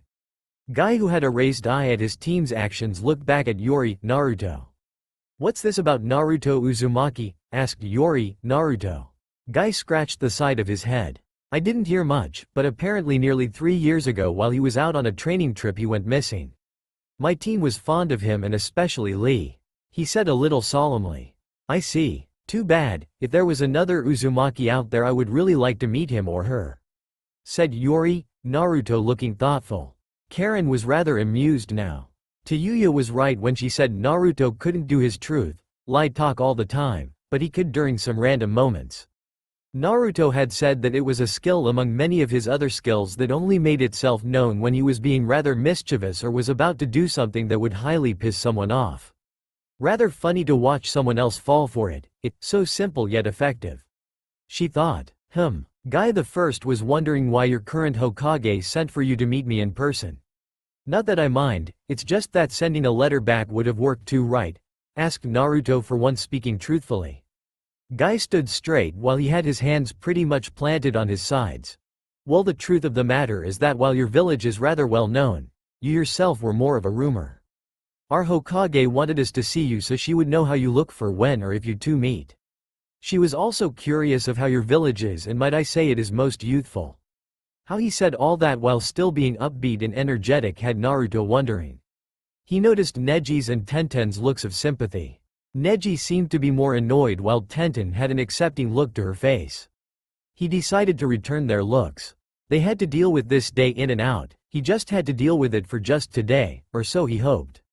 Thank you, Guy, and I will be heading out to Konoha in about 2 weeks. Please do let her know I'll be there to talk about our village possible alliance. Said Naruto. Guy gave him a thumbs up, a wink, and smiled big enough that it looked like a flash went off. That we will. Now that that's taken care of, me and my team will go. We've got a lot of distance to cover if we're to deliver this most youthful news to Konoha before the day's over.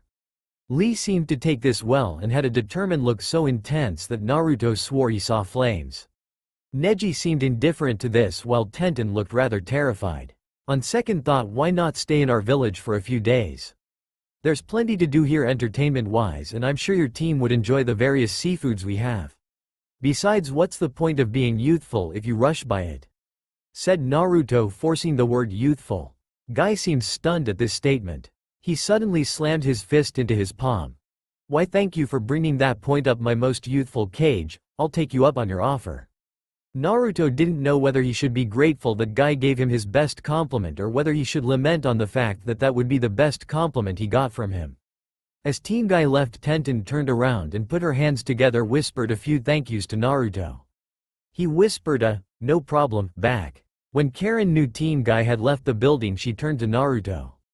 So looking forward to your trip back to Konoha, it'd been 3 years, right? Naruto shrugged his shoulders, not sure. I do miss Grandma Tsunade. But at the same time I'm not sure if I'll be able to fool everyone in Konoha.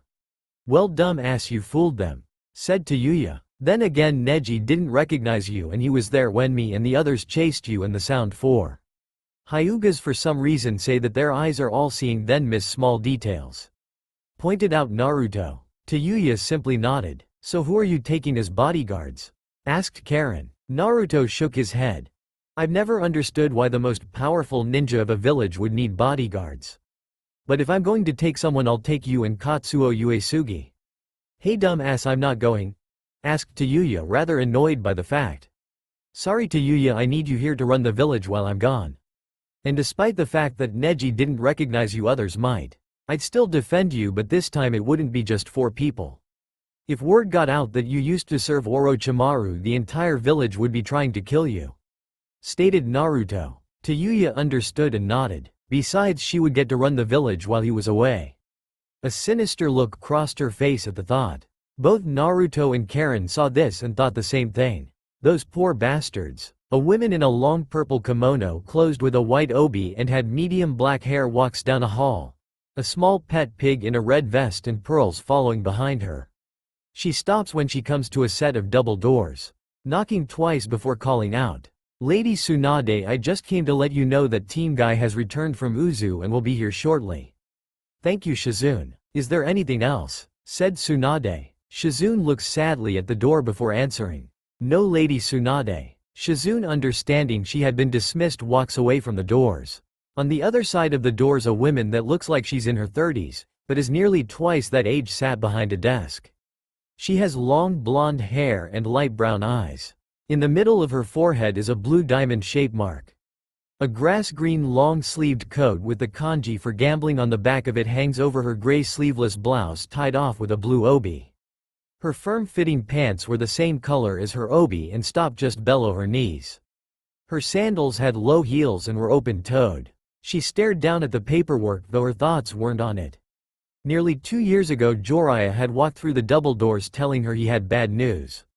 She instantly knew something was wrong when he began begging her to stay calm even before he told her the news. When he did finally tell her through his stuttering that Naruto had disappeared on the trip, it took all her Anbu guards to hold her back from knocking him through the very doors he just walked through. After realizing that she wouldn't get to physically punish him, she told him to go back out there and not to return until he had Naruto with him. She went on to tell him if he had other news he better send it via letters or she would break his bones on the spot. Ever since then she had been in and out of depressions. If it weren't for the combined support of her 2 apprentices Sakura and Shizune, she wouldn't be able to get out of the depressions that had decided to hit her every time she thought about Naruto. After a while the council had her allowed Jiraiya back, and after a bit more time later it was thought that Naruto had died. Writing him off as dead was one of the worst things she had ever done.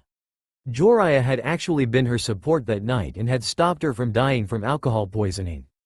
After that things had been getting gradually better till Jiraiya's spies had heard numerous rumors that the once ruins of the village hidden among the whirling waves was being rebuilt, and the new Izukage had already made an alliance with the Mizukage maid Terumi. She couldn't help but think of Naruto again when she heard this and went into another depression. Jiraiya had tried to send spies there but none had found a way to get in. It seemed that anyone that wanted to get into the village had to be questioned on why they wanted to come live there and such. When Jiraiya's spies tried to get in, there was a knock on the door and their interrogator would leave the room only to come back moments later to inform them that due to certain events they wouldn't be allowed on the island. One of Jiraiya's men had tried numerous times to get on the island only for the last time to be followed by a young red-haired woman and beaten within an inch of his life.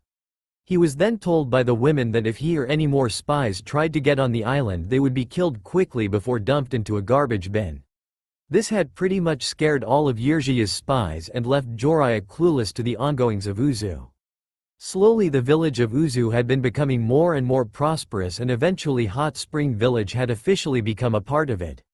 Tsunade remembered reading once that her grandfather had made an alliance between the now proclaimed Uzu and Konoha. Using that as a start, she had sent out Team Guy in hopes of starting a new alliance and gaining more information on Uzu.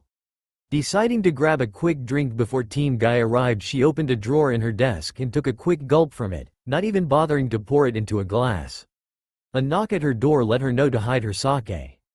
She took a moment to resituate herself. "Come in." In walked Team Guy, followed closely by Shizune. Guy walked up smiling. She took this as a good sign and gave him a signal to report. "Well Hokage, there is most definitely good news. We were not only allowed onto the island but we were met by the Izukage himself, which I believe is a most youthful individual," said Guy in his usual upbeat way. Tsunade smiled at this. "What can you tell me about him and his village? Also, why did you take so long to get back? Knowing you, I thought you'd be back within the next day." Guy quite literally flashed a smile. "Well ma'am, before I left the Izukage himself had corrected me on rushing back, giving me a good lesson in not wasting one's youth." "Please tell me he's not like you?" she asked. A small chorus of chuckles went around before Tenten decided to answer. "No Hokage, you don't have to worry about that. No, he's not like myself. Surprisingly, he's rather young for his occupation, no older than my own students. He's just as tall as Lee if I say so. Oh yeah, and his name is Yori Uzumaki," said Guy. Shizune instantly looked towards Tsunade after hearing this. Tsunade just looked at Guy as if she was unsure of what he said. Before she could ask him to repeat himself, Guy had continued on. "Yes, the young man's name is Yori Uzumaki. He seemed like a relaxed youth and he does wish for an alliance between our villages," said Guy. Neji at this point had decided to interrupt. "Sir, I believe the Hokage wishes to know if there is a connection between Naruto and Yori." Tsunade looked towards Neji and nodded towards him. "When we saw the Izukage, he was a long red-haired male with pale skin. When he told us his name and Lee blurted out his thoughts, I used that to get in front of Lee and activate my Byakugan in order to see through a possible genjutsu. Unfortunately, he didn't seem to have one," Neji informed. "What about his personality or any habits he may have?" asked Tsunade in hope. It was Tenten that spoke up this time. Not anything I would relate to Naruto, but he had this way of talking. It was as if he would answer your question but at the same time talk about something else. The rest of Team Guy got a puzzled look on their face. Really, I didn't notice that, said Neji. No offense Neji, but you tend to focus on what your eyes see more so than what your ears hear. With my weapons I have to focus on everything from how they look to how they sound as I throw them. It was small but it was definitely there. The thing is it might have been nothing more but how he talks, said Tenten. Neji seemed to understand this. Afterward Guy continued with his report to Hokage on how Uzu was doing economically and that the Azukage would be coming by in a week and a half. Hearing all she needed to know, Tsunade had dismissed Team Guy. She pulled out her sake bottle again and took another gulp from it. A week later, Naruto, Karin and a third man were walking towards the gates of Konoha. The third member of the group was a few years older than Naruto and Karin as it showed in his height, but strangely enough looked just as young as them. His white hair, though short, was slicked back and his complexion was pale. He had crimson eyes and his face had two red streaks that went from the outer edge of his eyelids then curved to the bottom of his cheeks. The clothing of his choice was a loose-fitting Chinese kung fu style shirt and pants with black shoes. A white sash wrapped around his waist with a bit of it hanging off to his left side. On the right side of his hip he had a large pack with several medical supplies and on his left was a Chinese short sword. Naruto looked at his medic trying to figure the man out but found that once again he was as calm and passive as he was unreadable. Deciding he would not find out just by analyzing, Naruto asked, "So Katsuo, how are you doing? Okay with being my bodyguard?" The mon's face never changed. "Lord, I have asked you many times to just call me by my clan name Uesugi. And I am honored to be one of your guards." Naruto chuckled. "And I believe I've told you to simply refer to me as Yori." Katsuo simply nodded at this request. They continued walking till they got to the Konoha gates where a Chunin Leaf Nin stood letting a few ninja to leave out on a mission. When the Chunin saw a pale-faced young man walk up in cage robes he had a bewildered look on his face. Hello Cage I Wanzit notified you'd be coming by," he said. Naruto snickered at this but Katsuo decided to correct the man. "Sir, you are speaking to the Azukage, not the Cage. Please notify your Hokage that we are here." "Is it just me or are the Cage just getting younger and younger these days?" thought the man as he walked up to a booth before pressing a hidden button. A few seconds later a Anbu had appeared and looked at the scene before him. "Sir, I need you to inform the Hokage that the Azukage has arrived early," said the Chunin. The Anbu simply nodded his head and disappeared in a swirl of leaves. A few minutes later the Anbu appeared once more looking at the Azukage. "Please follow me Azukage." Naruto simply did as he was told. As he was walking down the bustling streets he couldn't help but know that many were giving him stares as they used to. But these stares were just looks of curiosity and not the hate-filled ones he had gotten when he was younger. He smiled at this and couldn't help but laugh a little when he thought how they would be just as quick to go to their old ways if they knew who he was. Not much had changed about Konoha except Tsunade's face was now among the other faces on the mountain behind the Hokage Tower. At one point Karin had to redirected his gaze from his favorite pastime restaurant Ichiraku's. It wasn't too long before they had walked into the Hokage Tower and brought to a pair of double doors. The Anbu gave a gentle knock. "Lady Hokage, your guests are here."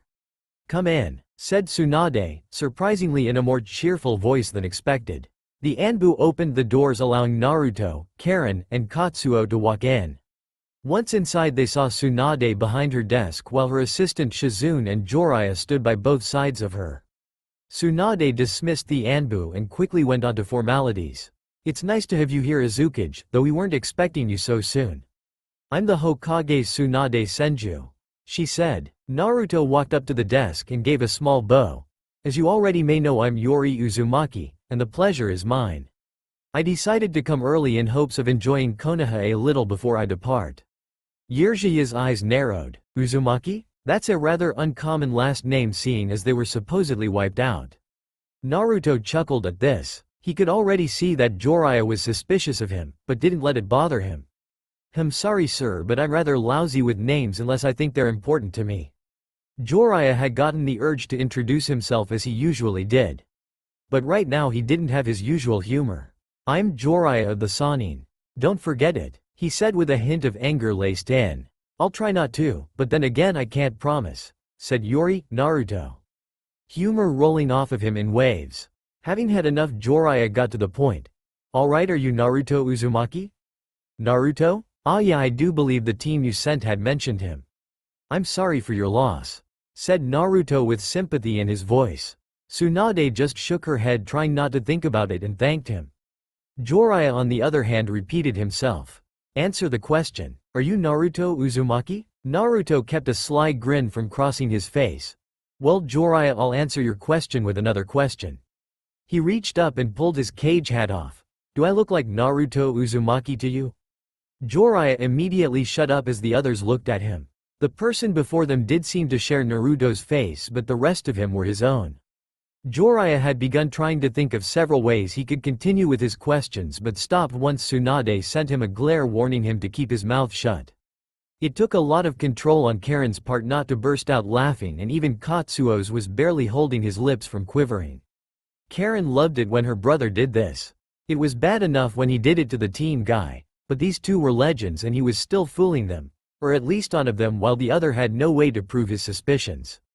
I'm sorry for his barrage of questions. It was not why I had asked you to come here, said Tsunade apologetically. It's no problem at all Tsunade, but now on to why I'm here. As you had mentioned in your letter, you are interested in renewing an alliance between our two villages, said Yuri, Naruto. Tsunade nodded at this and they began the back and forth of politics on how their alliance would work. It would be several hours later when they would end their discussion and wait till the next day to continue. Naruto had been walking along the parks of Konoha. It was his third day being in Konoha and the negotiations were still going on. Every time he had made a request on the alliance, Tsunade would have to hold a council meeting to have each of the members have a look at it. As he walked through the park, he could feel the eyes of several Anbu on him. But this did not bother him, he had fully expected it. What he did not expect was the sight before him. Some ways ahead was a 16-year-old girl with long dark blue hair with bangs that framed her face. Her skin was fair and her eyes were pupil-less and white with a small hint of lavender in them. She wore a zip-up lavender hoodie with beige sleeves and a fishnet shirt underneath. Naruto had to do a double take at her torso before continuing his observation. If she's wearing that in hopes of hiding her figure, she's failing miserably, he thought as he took notice of her figure. He noticed that she wore pants similar to Tsunade except not as tight and had on the usual ninja sandals. The thing that really caught his eyes was the orange leaf headband tied around her neck. Looking closely, he noticed she stood before a lone headstone and was placing orange lilies in front of them. He decided to give her a moment of privacy before feeding his curiosity. As he walked forward, he did nothing to hide his presence. She turned around and when she saw his robes, instantly bowed to him. There's no need to bow, I'm simply a guest here. I'm Yuri, by the way, Yuri Uzumaki, he said. Her eyes went wide before she replied in a soft voice. I am Hinata Hyuga. It's a pleasure to meet you. Naruto's eyes went wide at hearing this. He remembered her from the academy and the Chunin exams. Back then she had been in a tough spot and he encouraged her on. Later on she returned the favor by lifting his spirit when he was unsure of himself. Taking himself from memory lane, he looked towards the headstone only for his eyes to go wide once more. His name, or old name depending on how you thought about it, was etched into the stone. He had to take a moment to compose himself. I had heard he went missing, but I didn't think they thought he was dead. I take it he was important to you, said Yuri, Naruto. Hinata nodded sadly. Very, she said with a voice that hinted at a lot more than the word could convey. Naruto felt more than a little tinge of guilt. When he decided not to return to Konoha, he did so thinking he wouldn't be missed. To know he had unintentionally hurt some with his disappearance did not sit right with him, but the thought that someone would lay flowers for him warmed his heart. The thought of the flowers brought another thought to him, if you don't mind me asking. Why orange lilies? A soft smile and a small blush spread across her face. Back when we were younger, his favorite color was orange. And I didn't know if he had a preferred flower, so I decided to put one of my favorite flowers instead. Your headband's color? Is it for a familiar reason? Yuri, Naruto asked. Not exactly. I decided to wear it for a more personal reason. As a reminder of him and the things he did for me, she answered, her blush beginning to cover her face. Naruto was silently thanking his cage hat for shadowing most of his face and hiding the blush he couldn't. They stood there for a few moments in silence. "I really haven't had much time here. Is there any chance you would be willing to be my guide?" said Yuri. Naruto, hoping to prolong his time with Hinata. Not trusting her voice at the time, she simply nodded her head and they began leaving the park. Hinata had led him all over Konoha, showing him important areas such as the monument and the clan districts while not revealing too much about them. At one point she had commented on how it would be nice to grab a bite to eat and Naruto agreed. He nearly drooled when they walked up to Ichiraku's and practically cried when they passed by it. It was bad enough to see the ramen stand, but the smell of the food as they passed by was murder. He had decided he would throw caution to the wind later on and at least get a bowl before he left. But in the meantime he followed Hinata to another restaurant he wasn't familiar with. After some time Naruto discovered that Hinata was rather nice and relaxing to be around. Something that had him lament on the fact that he didn't know much about Hinata and began asking her questions about herself. Such things as her likes, dislikes, dreams, and so on. A blush crossed her face. "I like cinnamon rolls, pressing flowers, and..." She took a moment to look at her headband. She looked more so at the color than the metal plate, a fact that Naruto barely caught. "Alright, so either she likes her village or me, and who the hell do I think I'm kidding," he thought. "I'm not really competitive and shellfish doesn't taste good to me." She continued on. Naruto nodded at this. Despite being on an island that had plenty of seafoods, he wasn't that great of a fan either. As far as my dreams, I'm not so sure now," she finished as they left the restaurant. Naruto stopped walking at this. "What do you mean? What caused you to be unsure?" Hinata took a moment to think, but as she was going to answer, a Hyuga branch member walked up. "Lady Hinata, your father wishes to see you." "I'll be there shortly," she replied. She turned her attention back to Yuri. "Naruto, I'm sorry but I must be going now," she said as she gave a slight bow. "No problem at all. We'll have to continue this later," he replied, returning her bow. He looked at the sky and the position of the sun. "Guess I have to be heading to the Hokage Tower anyway." As he made his way towards the tower, he couldn't help but think of all he and Hinata talked about. The image of his grave and the flowers she had laid for him ran through his head. "Had I known about her, maybe I would have stayed, but I can't just leave in the middle of all this," he thought rather sadly. It didn't take him long before he found himself in front of the familiar double doors. He gave a quick knock and went in after Tsunade welcomed him in. He looked around the room and was glad to see that the Toad Sage was nowhere to be seen. Right now he wasn't in the mood for Yirjia's crap. Despite that, many believed he was stupid when he was young, and even he would agree looking back. Even back then he had a keen eye. He had noticed signs of Tsunade being depressed. She no longer bothered putting her hair in her twin ponytail style. The smell of sake was evident on her despite Shizun's attempt to cover it up with perfume. And despite her genjutsu, she seemed to look older than she intended. These were minor things, but there were too many of them to really hide. He had connected it to his disappearance, but was puzzled by how bad she seemed to be reacting to it. But all of this made sense when he saw the headstone erected for him. She didn't just think he was missing, she thought he was dead. And then there was Hinata. Someone who he could quite easily refer to as an acquaintance when he was younger. He knew very little of her back then, but even he knew that she wanted to become the heiress of her clan and get rid of the seal placed upon the Hyuga branch members. But now she seemed unsure of what she wanted now, and he couldn't help but think his death had something to do with it. He shook these thoughts from his head.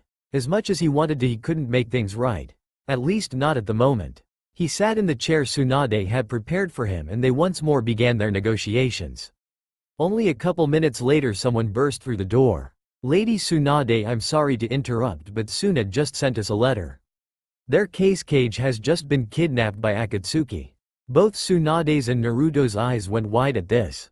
"I'm sorry Yori, but we will have to cut this meeting short today," said Tsunade. "Yori," Naruto held up a hand. "It's quite alright Tsunade, I understand full well," he said as he excused himself. After exiting the Hokage Tower, Naruto made a beeline for the hotel he was staying at and just hoped that both Karin and Katsuo were there. When he got there, only Karin was there. "Karin, do you know where Katsuo is?" he asked. Sensing the seriousness in his voice, Karin began scanning the area. "He's not far from here. A few blocks east. Please go and get him, I'll pack our bags in the meantime," he said. Karin straightened up at this. What's going on, has Kono? She asked but was cut off before she could finish. I'll explain later after we leave Konoha. We'll be back later but we need to leave now. She nodded at this and ran off. Shortly later she returned with Katsuo to find their bags packed and Naruto no longer wearing the second layer of his cage robe. They grabbed their bags and quickly followed him. Naruto only stopped to tell an Anbu to inform the Hokage that he was heading to Suna but would return shortly to finish the negotiations. Once outside of Konoha they sped off to the direction of Wind Country. Katsuo was the first to talk. Sir, why are we heading for Suna? Their cage just got kidnapped by Akatsuki. Naruto replied. Katsuo thought about it for a sec. If you don't mind sir, but why does this concern us? Karin wanted to hit Katsuo over the head but remembered that he didn't know about Naruto's burden. Very few did. Their cage and I can sympathize with one another due to a certain event. Also if we save him we may gain yet another ally, said Naruto. That makes sense sir, I'll help any way I can, said Katsuo. Naruto nodded his head. Yori, there's a chakra signature up ahead. She's a wind user, warned Karin. I think I know who she is, said Naruto as he sped off. Naruto spotted the women in question and sure enough it was Temari. She still had her sandy blonde hair up in 4 spiky ponytails and her giant fan strapped to her back. But now she wore a long black battle kimono and a red sash wrapped around her waist. You're a Sand Kunoichi, right? Stated Naruto. Temari looked at the new arrival with suspicion. Well, what if I am? You might want to move faster then, Konoha had just got a message from your village. They say Akatsuki has kidnapped the cage, said Naruto. Panic spread across Temari's face. Gar has been kidnapped. She took off instantly after finishing her sentence and Naruto, Karin, and Katsuo quickly followed. Seeing that she had company, Temari decided to get acquainted with her new traveling companions and get some much-needed answers. She didn't trust them and everything she learned as a ninja was screaming at her to lose them. Only reason she didn't ditch them right now was because she had more pressing issues. You say Konoha was the one to receive the message, but your headbands aren't leaf. She stated. Naruto was going to answer but Katsuo spoke his mind. My patience for your disrespect of my lord runs thin, Sand Nen. He stated rather coldly. What's he the lord of and why should I care? Retorted Temari. Surprisingly it was Karin who responded. He's the Azukage and you should care cause he decided to put his negotiations in Konoha on hold to help your cage. Temari's face was shocked at first but then turned to regret. I'm sorry, I didn't know who you were and I wasn't given very good news along with it. Naruto simply shook his head. It's okay.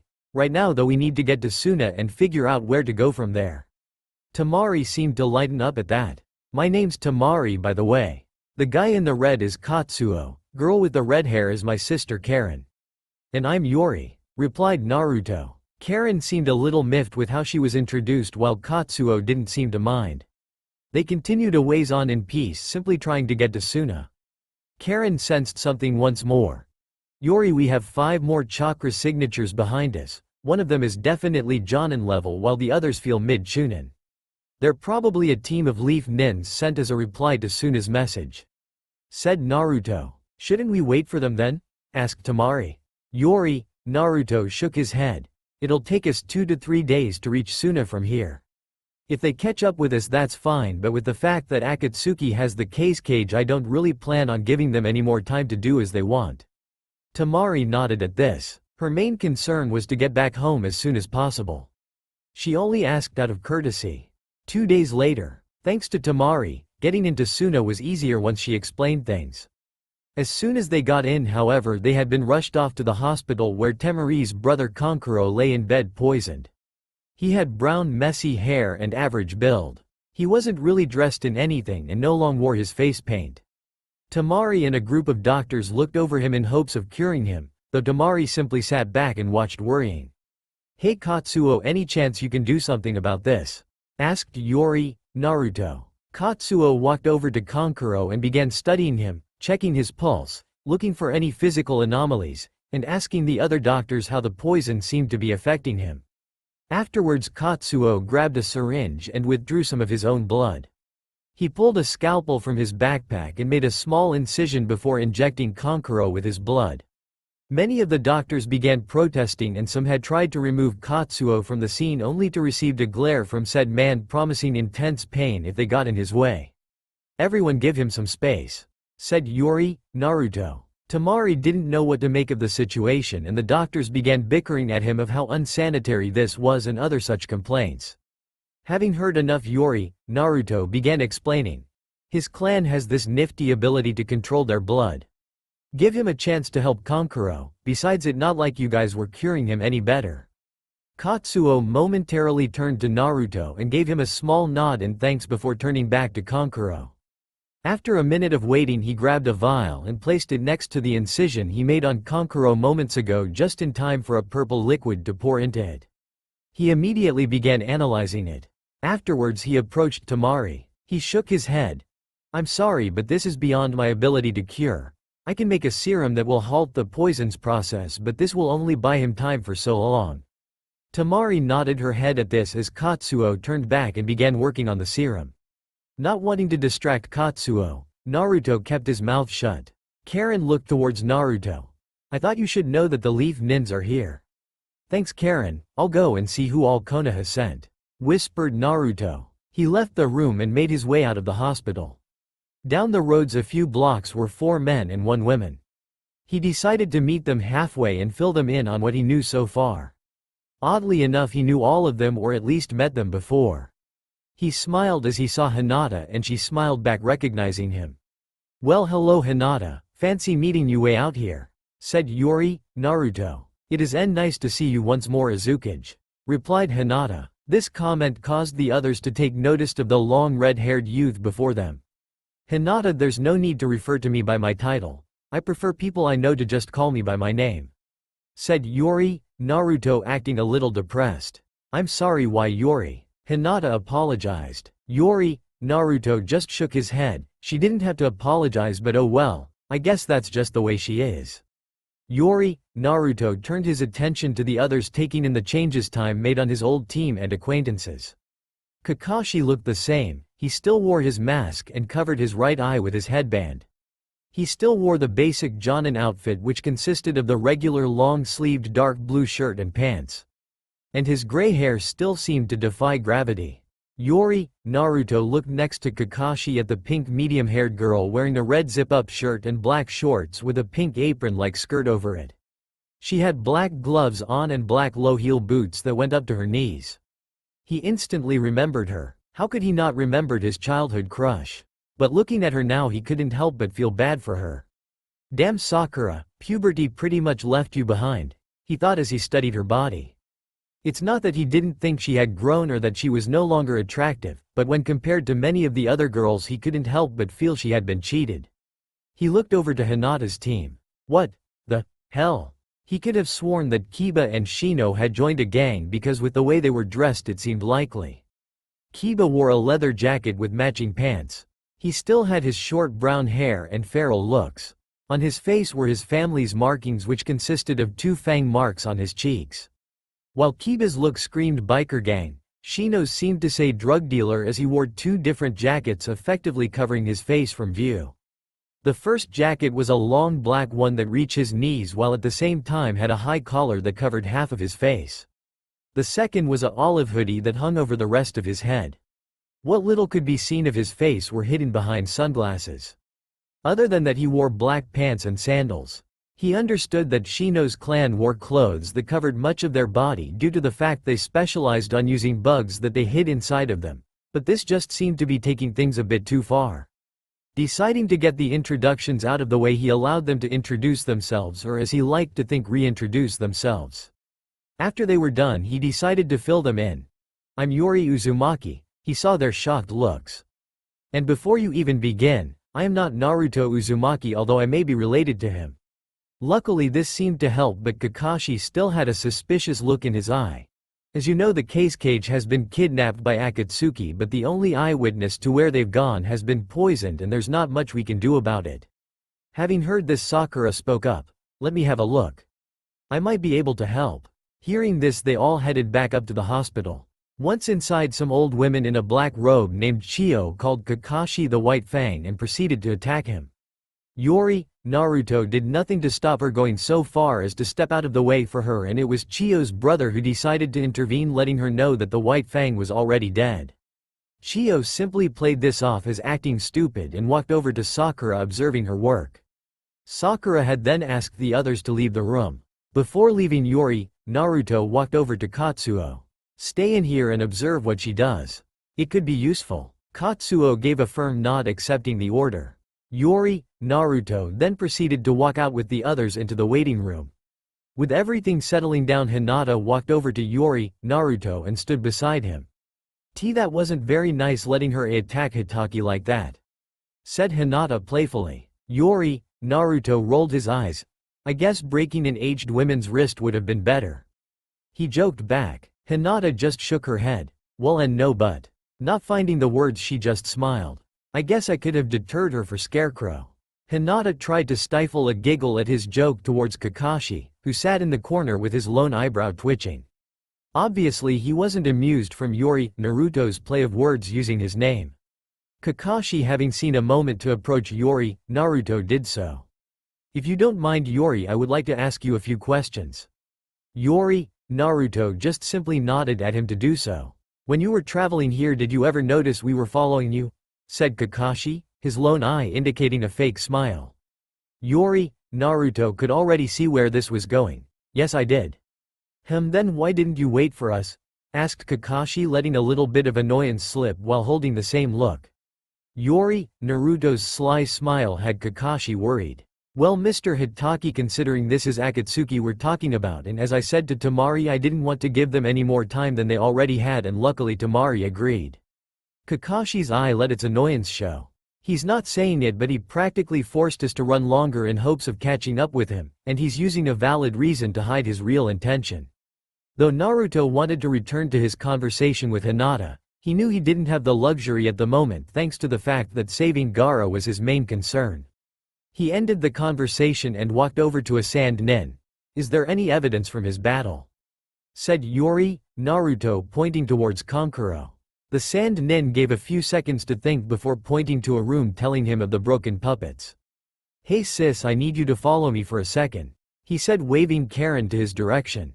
Karin turned towards him and followed. Naruto turned to look, glad that Kakashi or the others didn't follow. Inside were 3 sets of tables with multiple broken puppet pieces strewn across them. Naruto began observing some of the pieces before turning to Karin. "Can you sense any chakra that's out of place?" She looked at the pieces intently, her brow furrowing as she concentrated. Her eyes scanned across the tables multiple times till she stopped upon one particular piece. Walking over to a broken arm, she picked it up. She looked at the fist before trying to pry it open. When she finally did, a small piece of cloth fell out. Picking it up, she held it out to Yuri, Naruto. "I'm sorry, but this is all I could find." "Come on sis, don't worry about it. Can you track the chakra off of it?" said Yuri, Naruto cheerfully. "Yeah, it's weak, but I'll definitely be able to follow it," she said. "Alright, good. Do you need this cloth?" he asked, shaking her head. "No, luckily this chakra signature is rather unique. I guess all Akatsuki members have strange and powerful chakra." Hearing that, Naruto picked up the puppet arm and re-secured the cloth into its grasp. Once returning to the waiting room, he already saw Kakashi raising an eyebrow at him. "You might want to check it out," said Yuri, Naruto before questions could be asked. Understanding this as a "don't bother me right now," the leaf nins let him be. A few minutes later, Katsuo and Sakura walked out of the operation room. Sakura began explaining that Kankuro would be okay, but that she still need to create an antidote. Katsuo walked over to his Azukage. "She is indeed skilled. I may be able to copy her technique." Yuri, Naruto nodded at this and gave Karin and Katsuo a sign to follow him. With the leaf nins and Tamari listening to Sakura's diagnosis, none saw as the Whirlpool nins left. It didn't take long to walk to the entrance to the village. "Yuri, are you sure you want to head out now? Maybe we should rest a bit before we try to track them down," said Karin, apparently worried over him. Yuri, Naruto was indeed tired. Keeping a good distance from the leaf nin did indeed have a price. He looked at the two of them. Karin didn't look too tired, but Katsuo looked as tired as him. Then again, that was simply because of what they both did to keep ahead of the leaf nin. "Kakashi, you persistent bastard. In order to keep ahead of Kakashi, Naruto had carried Karin on his back while Katsuo did the same with Temari. Of course, when the two woke up and found themselves being carried, there were a few rather physical protests. Poor Katsuo, I'll have to pay him double when we get back. My lord, I can continue on if needed, but I do share in Lady Karin's concern for you, said Katsuo. Karin blushed from the title Katsuo dubbed onto her. Though the Uzumaki clan were considered royalty by many of the clans in Uzu, she didn't expect to be treated as such, especially when one thought about it, she was only adopted into the family. Naruto, on the other hand, was thinking on what to do. I don't want to give the trail a chance to disappear. On top of that, if we wait to leave later, the Leaf Nin will try and leave with us. It's not that I want the glory to ourselves, it's just that as a small group we're less likely to be spotted or run into traps, said Naruto, though his fatigue was evident. Katsuo closed his eyes in thought. I understand. With Lady Karin's sensory ability we'll be able to avoid any possible scouts or ambushes. If the Leaf Nins followed us we would be more than likely spotted despite our advantage and thus slowed down. Yeah, I guess I understand, but what's the point if you just fall over when we get there? Said Karin, still trying to convince him to rest first. Naruto smiled at Karin. Thanks Karin, but it's okay.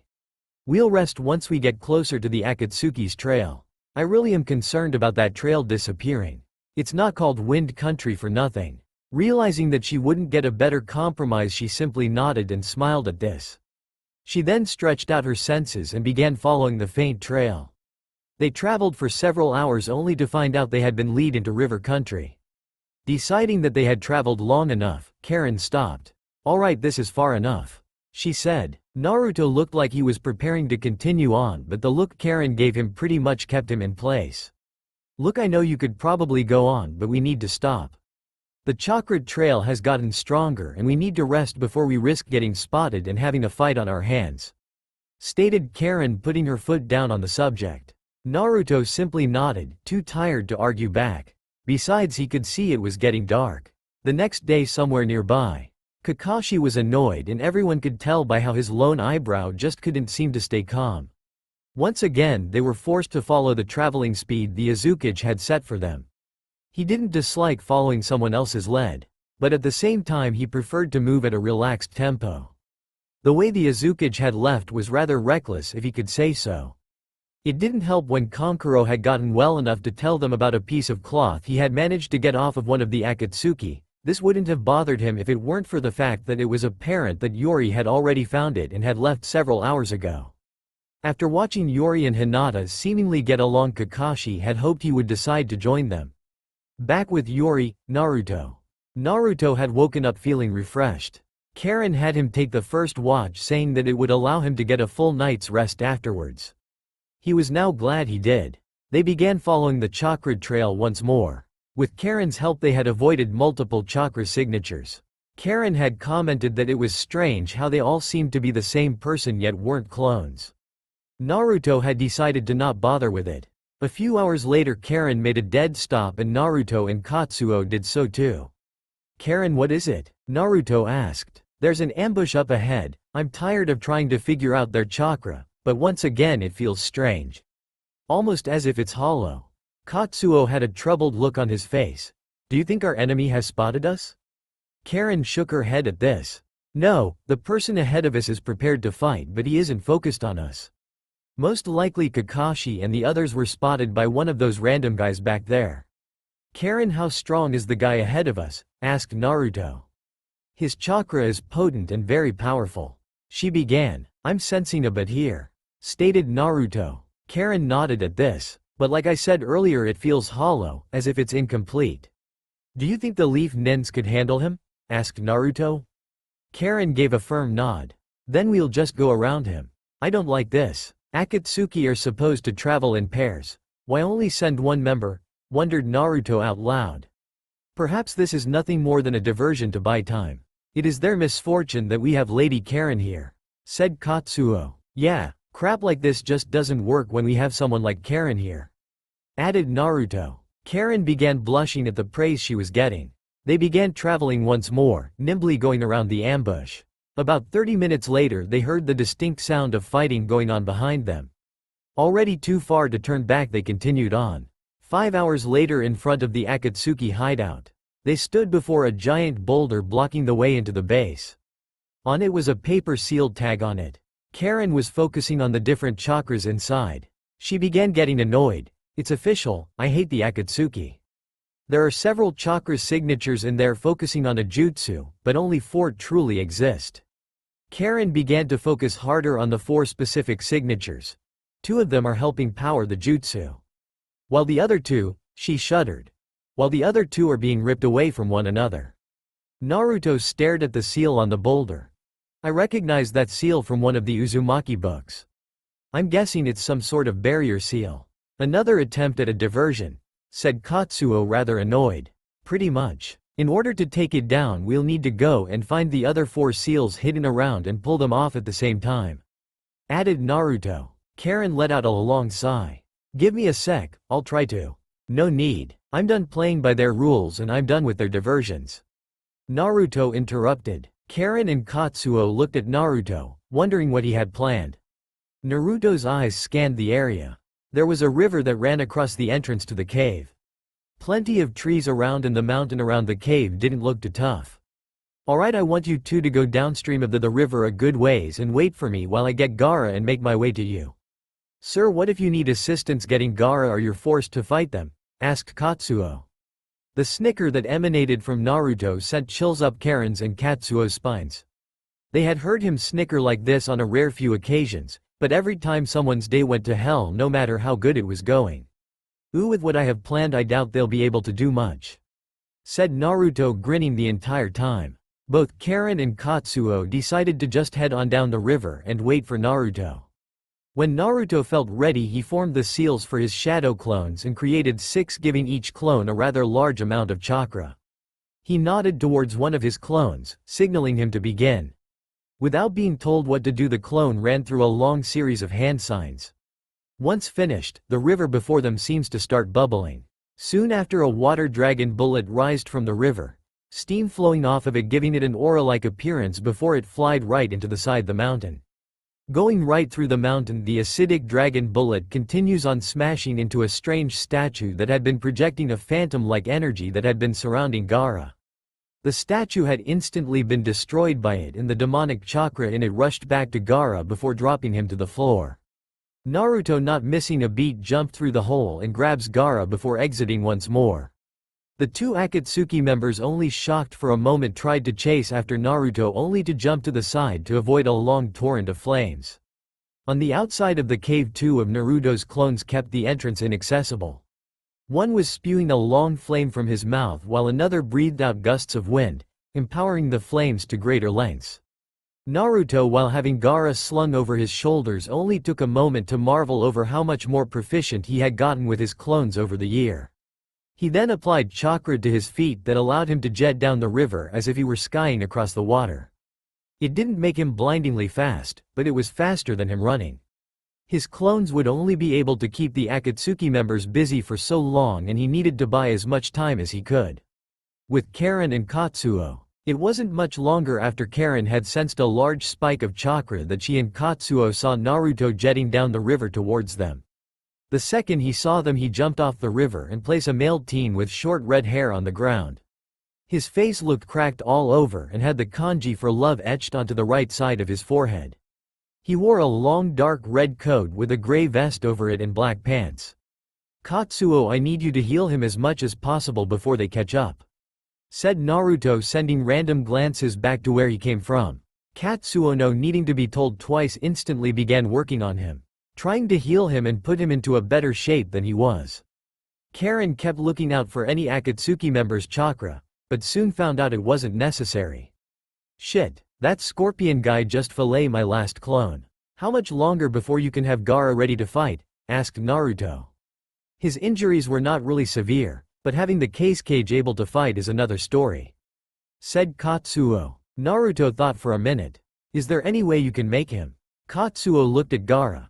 If I gave him an adrenaline shot and a few other things, then maybe it would force him to wake, but it would still take time before the effects would begin. Naruto sifted through his clones' memories looking for anything that could help with their current predicament. Karin, having sensed them closing, and warned them. Alright, do it. Karin, I want you to work on Gaara and keep him out of harm's way. Katsuo, I need you to fight one of them. With any luck Gaara won't take too long to wake up and help you fight him. I'll get the other's attention and lead him away. Naruto ordered. Karin began carrying Gaara away to a hiding spot out of the way. Katsuo nodded, a fierce look of determination in his eyes. He drew his sword and prepared to fight.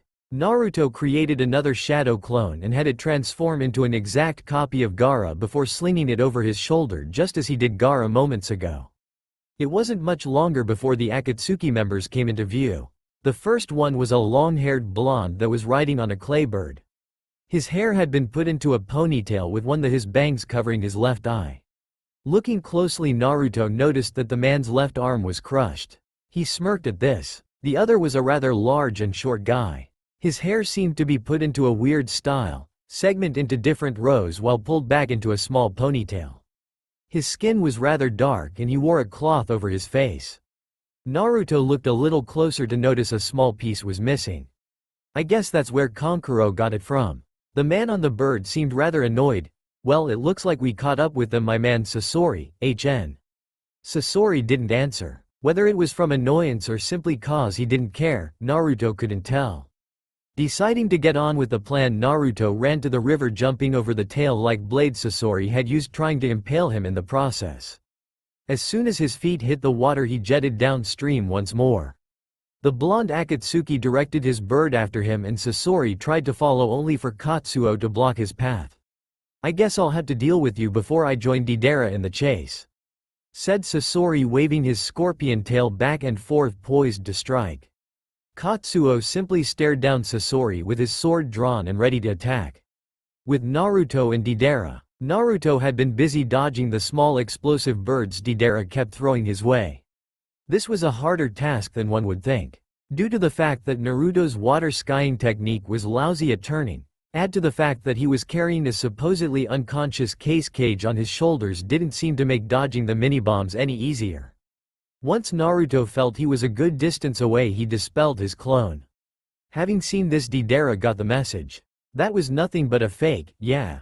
Naruto ran through a few one-handed hand seals. Once he was finished, the water that was being kicked up from Naruto formed into ice needles and launched themselves to Deidara.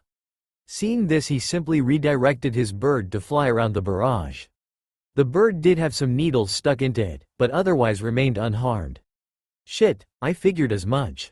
As long as he's in the air, long-ranged attacks aren't going to do me much good, thought Naruto. Deidara forced Naruto back to being evasive once more by sending his improved double-winged bird bombs. Naruto sped along the water once more, criss-crossing to keep from being an easy target. Back to Katsuo and Sasori. Katsuo had been deflecting Sasori's tail the entire time, striking back at it to knock it away. What the large Akatsuki hadn't realized was that Katsuo had been aiming for one specific joint in the tail. He stuck once more, only this time the tail had been broken off. Using his surprise, Katsuo dashed towards Sasori. He cut his own palm and sprayed blood all over his opponent, jumping back just in time to dodge a barrage of needles shot from Sasori's mouth. The blood on Sasori began corroding his body and the scorpion-like man's back opened up as a short red-haired male jumped out of the body. Katsuo simply watched the young man pull off remnants of the now confirmed puppet's cloak. So you were able to destroy Hiriko, then again for one of the Uesugi clan, I guess it's rather expected, said Sasori. You're familiar with my clan? Asked Katsuo, raising an eyebrow. I've fought a few of you before, it's a shame that none of your clansmen could be converted into my human puppets, stated Sasori. Katsuo chuckled at this. Our jutsus are rather pointless without our blood. Something you take out when making your puppets. Sasori narrowed his eyes at Katsuo before unraveling a scroll. A puff of smoke came from the scroll and dissipated to reveal a puppet wearing a brown cloak nearly covering all of it. Its eyes were yellow and it had blue spiky medium-length hair. The puppet seemed to click here or there as it began to move. Your clan is impressive, but many of your clansmen fell to my favorite puppet, said Sasori, sending the puppet flying towards Katsuo. Katsuo sidestepped the puppet as it went to decapitate him with a hidden buzz saw in its left arm. He immediately aimed to slash it in half, only for his blade to stop inches from the puppet's body. His hands shook from the effort of trying to move his sword, but found it stuck. The puppet went to slash at him once more. Seeing this, Katsuo abandoned his blade and leapt back. He wasn't fast enough and received a shallow gash across his chest. Sasori had a smirk on his face, sure that his poison would kick in. Katsuo felt the poison and immediately began pushing the infected blood from his body. The puppet user watched in fascination as purple blood began bleeding from Katsuo's wound until it turned back into a healthy red and stopped altogether. "So my poison is pointless on you.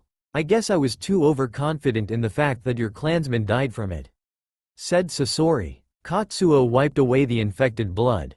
"I became a medic to further understand our unique ability. You won't kill me so easily." "Noted. I won't make the same mistake twice," replied Sasori before sending a signal for his puppet to come back to him. Afterwards, the puppet opened its mouth, releasing a pool of iron sand. Katsuo watched on, focusing mostly on the substance. His eyes widened when he saw that the sand slowly began to move as if it were alive. "You're probably wondering how my puppet can control the sand. Well, it's thanks to the man this puppet used to be. He had this unique ability of using magnetism," said Sasori. "That explains what happened with my sword. As long as he has that puppet, any metallic object is useless against him," said Katsuo. He reached into his medical bag and popped a blood pill into his mouth. He then began pushing blood from the cut in his hand and shaped it into a whip. Small droplets fell off of it and burned the ground. Sasori looked on, once again interested. "Now that I think about it, I don't remember any other Uesugi having acidic blood. As I said, I became a medic to better understand my clan's ability. Once I learned more about blood, it was only a matter of learning to manipulate my blood on a chemical level," said Katsuo, brandishing his whip. He swung his whip at Sasori just for a wall of iron sand to block it. The iron wall had saved Sasori from the whip but was being corroded by the blood left on it. Sasori quickly got rid of the blood-covered sand and began commanding his puppet to send its sand to attack. The puppet sent several lumps of iron after Katsuo, who had began attacking the projectiles. Katsuo found that his attack wasn't corroding the iron quick enough and began dodging to the side. With Naruto and Deidara, Naruto was still dodging the explosive birds, but had begun understanding his opponent more and more. "He's a long-range explosive fighter, well, that's obvious.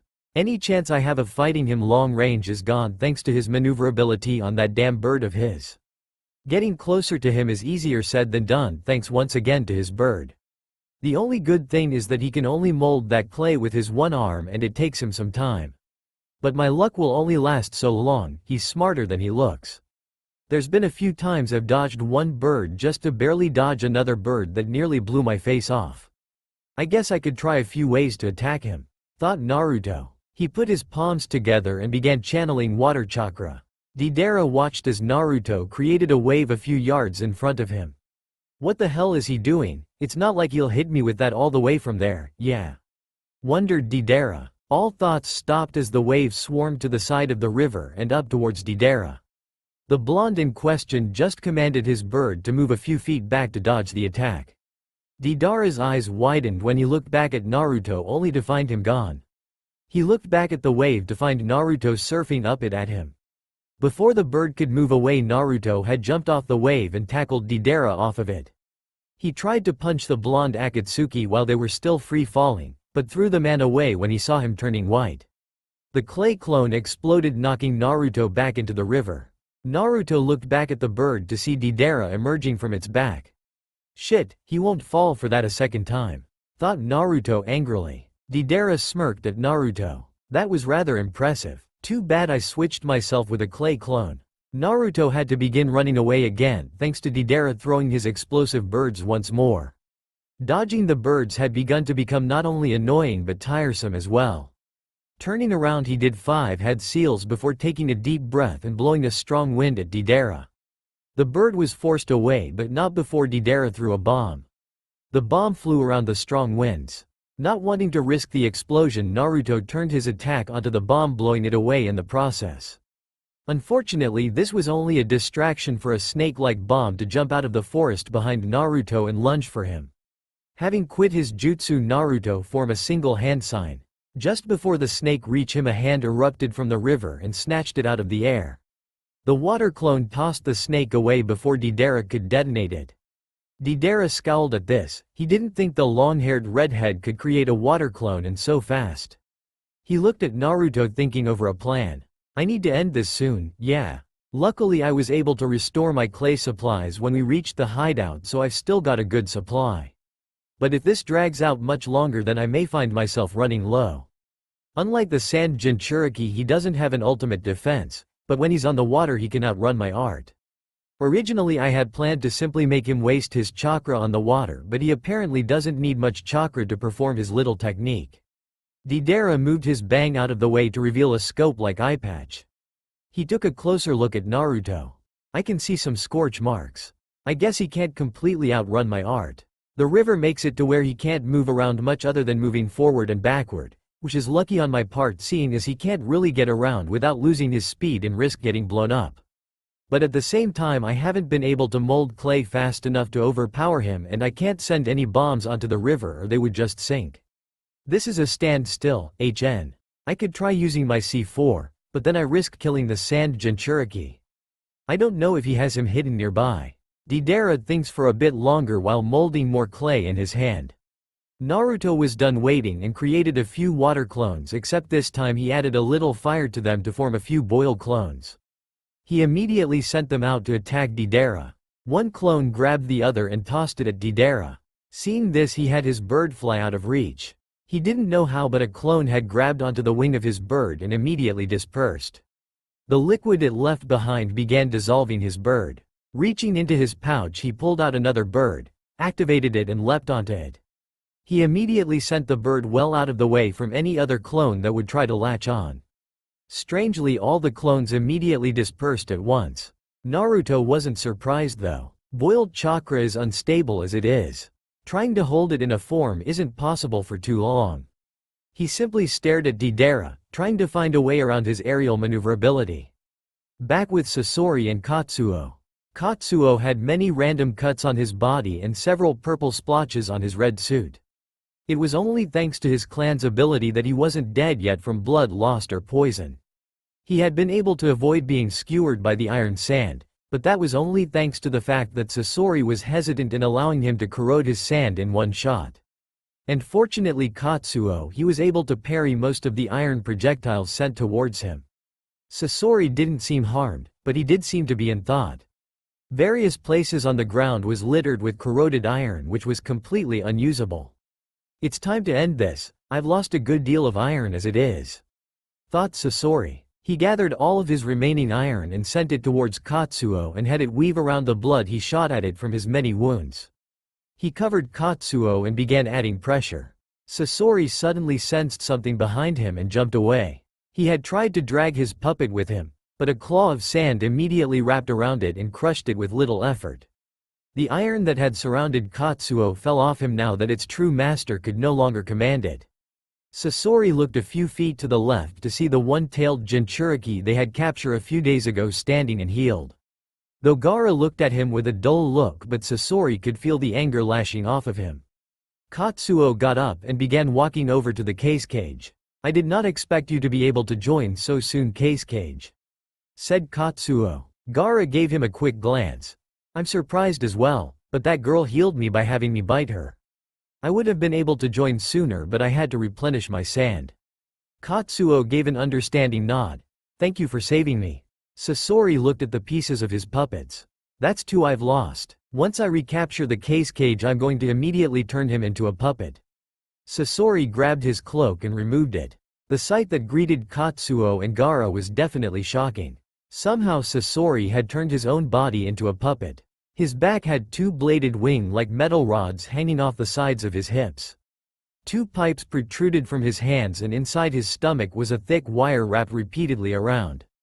On his chest was a compartment on his right side and a green canister on his left. Without warning, Sasori lifted his hands and sent a barrage of flames towards them. Gaara had blocked the flames by raising a wall of sand, but Katsuo jumped in the way and grabbed the metal wire that had burst from the ground and nearly pierced Gaara.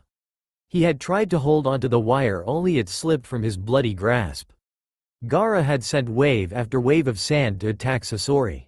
who with his bladed wings spinning had allowed him to evade the attacks and had nearly decapitated Katsuo a few times as he flew by. Katsuo, having seen his sword out of the corner of his eyes, made a mad dash for it. With his attention on his sword, he couldn't see Sasori making another attempt at beheading him. Just as Katsuo grabbed his sword, he swung around to find himself face to face with Sasori. It was strange. Sasori looked like he was having a hard time moving. Snapping himself out of his confusion, he popped a blood pill into his mouth before covering Sasori in his blood. Looking down at the corroding man, Katsuo couldn't figure out what had happened. Gaara walked up next to him. "That's twice now I've saved you. How did you?" asked Katsuo, clearly puzzled. Gaara's voice stayed dull. "I've been slowly filling his body with sand. He must have thought that I was missing. When he went to attack you, I simply had the sand go to his joints, which caused him to be unable to move. Good to see you two done with your fight as well." Gaara turned his head at the new arrival and saw Yori, Naruto. He had several scorch marks and was barely standing. Much of his clothes were ruined, his right sleeve was missing and there were several patches of cloth missing. For reasons unknown, he was carrying a severed arm. Katsuo saw Yori, Naruto's condition, and ran over to him. "Sir, are you okay? What happened?" "Almost had a quite literal watery grave," thought Naruto morbidly. Flashback 5 minutes ago. Deidara was tired of playing cat and Naruto was through with playing mouse. Naruto turned around and created a few shadow clones. Each shadow clone had grabbed a kunai and charged wind chakra into them, while Naruto did the same with a giant Fuma shuriken. Naruto spun his shuriken, making it look like a spinning windmill of death. His clones threw their kunais, forcing Deidara to dodge to the side. Naruto threw his weapon at the spot Deidara would be. Deidara had just barely ducked, just enough so that the weapon had only cut his ponytail off. Seeing his chance, Deidara had his hidden bombs spring out and surround Naruto. "This is it, yeah. Goodbye, art is a gaw." Deidara's explosions went off just as the shuriken Naruto had thrown slashed through his body from behind him. The weapon had cut from an angle, severing not only his upper body but his remaining arm as well. But how? Were Deidara's last thoughts. As his severed body fell backwards, his answer stood before him. A shadow clone dispersed from a tree off to the side of the river. Naruto got up, shaking with effort. Had his remaining clones not jumped on him and covered him from the blast, he would be dead right now. They weren't able to take all of the damage, but that didn't matter right now. The missing rock nin was dead and he was alive. At the moment, that's all that mattered. He watched as the clay bird crashed while its master's severed remains began sinking into the water. He turned to return and see how the others were doing. He stopped when he noticed Deidara's hand on the ground. Somehow it had landed in the forest instead of following its owner to his grave. That guy was tough. If I didn't have this river, I would probably be dead right now, thought Naruto. He picked the arm off the ground and began looking at it. He wondered how there were mouths on the hands and about the ring on the finger. "I think I've seen a similar ring on Itachi's and Kisami's hands as well. Something to do with the organization?" He took the ring off and pocketed it. He held onto the arm. It would be good for numerous reasons, whether he decided to collect the bounty on Deidara or had his Whirlpool nin study it. In the end, he was sure to get something good out of it. With nothing else to distract him, he headed back to the others, hoping they fared better in their fight. Gaara was suspicious of the people that rescued him. He had wanted to question them but decided against it. Karin had shown up minutes later looking pale and ready to faint. Naruto gave Karin a quick glance and knew instantly what she did. It wouldn't be the first time she did it. He hated how she could heal others by letting them suck chakra from her, and he hated the permanent bite marks that resulted from it even more. Naruto had tried to take a few steps towards her only to fall over and pass out. Katsuo had ran over while Karin tried her best to rush over to him. Checking his vitals, they were glad to see that he was simply just unconscious. Katsuo had tried to pick up his Azukage but found that a cloud of sand had lifted him up instead.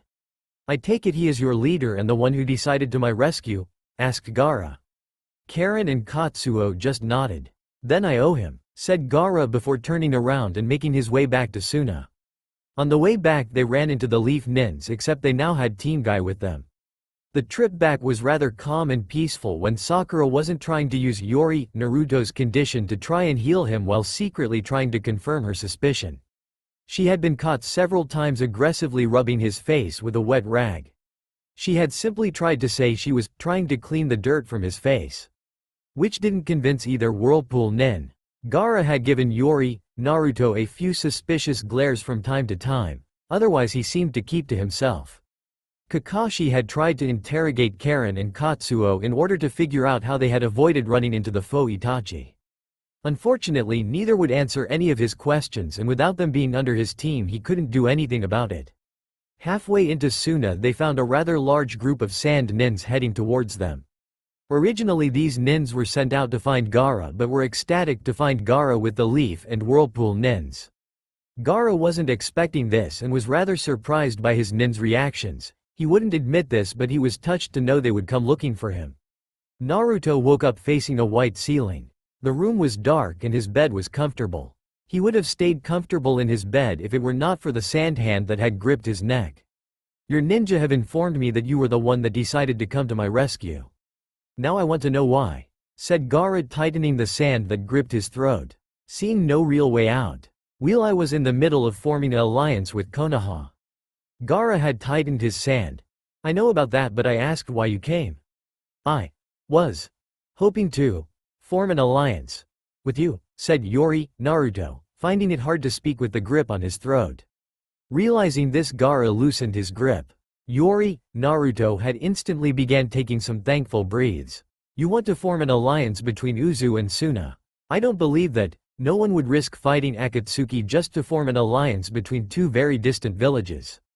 "I'll ask you again, why?" asked Gaara. Naruto quickly realized he wouldn't be able to fool Gaara and live. "Is anyone from Konoha still here?" Gaara's eyes narrowed. "No, they left yesterday." "What has that got to do with my question?" he said, showing that he was losing his patience. "Because me and you have lived similar lives." Gaara's grip vanished. "And Naruto?" "Sorry for the deception, pal," said Naruto. With Gaara realizing that the Azukiage was Naruto, he went from threatening to puzzled. Seeing this and knowing that Leaf Nins were no longer around to eavesdrop, Naruto decided to fill him in on what had happened lately. He told him about his clan, how he got his village started, the fight against Yagura and his alliance with the Hidden Mist village, and what he was doing right now and why it was important that he stay under his current guise. Gaara understood Naruto's reasons and why he tried to lie to him as well. With the story out of the way, Gaara had told Naruto he would gladly form an alliance between them but would need him to stay for a while to do so. Naruto had agreed, saying that he would only need to send a letter to Konoha explaining his current situation and informing them that he would be back later. With the serious talk and business out of the way, they decided to have a friendly chat and fill each other in on the going-ons of their villages. Naruto had thrown a few jokes in, saying such things as, "If this is how you treat a friend, no wonder that Rock Nin's arm was crushed." Gaara seemed to take these jokes rather well. Even though his village now accepted him, Gaara had few people he could really talk to, and none other than Naruto that understood his life. They had talked for some hours before Naruto realized he had not seen Katsuo and Karin. "Hey Gaara, where are my sister and Katsuo?" Gaara walked over to the curtains and simply opened them to show that it was night. Naruto realized that they were most likely asleep. But then he realized another thing. "Damn it, I simply assumed that it was day because you were awake. I forgot that you can't sleep thanks to your demon. Geez, now I'm getting tired." I guess I should let you rest. But before I do, I want to ask you something." Naruto simply nodded his head, giving Gaara the go-ahead. Gaara walked over to a bag and pulled out Deidara's arm. "Why were you carrying this?" "I was hoping to make use of it one way or another," said Naruto. Gaara looked at the hand for a few seconds. "That's rather morbid. Then again, I guess you would use an enemy's hand as a back scratcher." Naruto had went to protest but stopped. Despite his dulled tone, Naruto had caught the humor in Gaara's voice. When his shock passed, Naruto had begun laughing. "Never thought I'd see the day that you would tell a joke." More laughter, but good one. Putting the arm back, Gaara had informed Naruto that they would begin making the alliance official tomorrow. Naruto let Gaara know he heard and decided to get back to sleep. 5 days later. Thanks to the fact that Suna and Uzu had very few things that could be traded between each other, plus the fact that Gaara and Naruto would definitely help one another, the alliance agreement was done rather fast.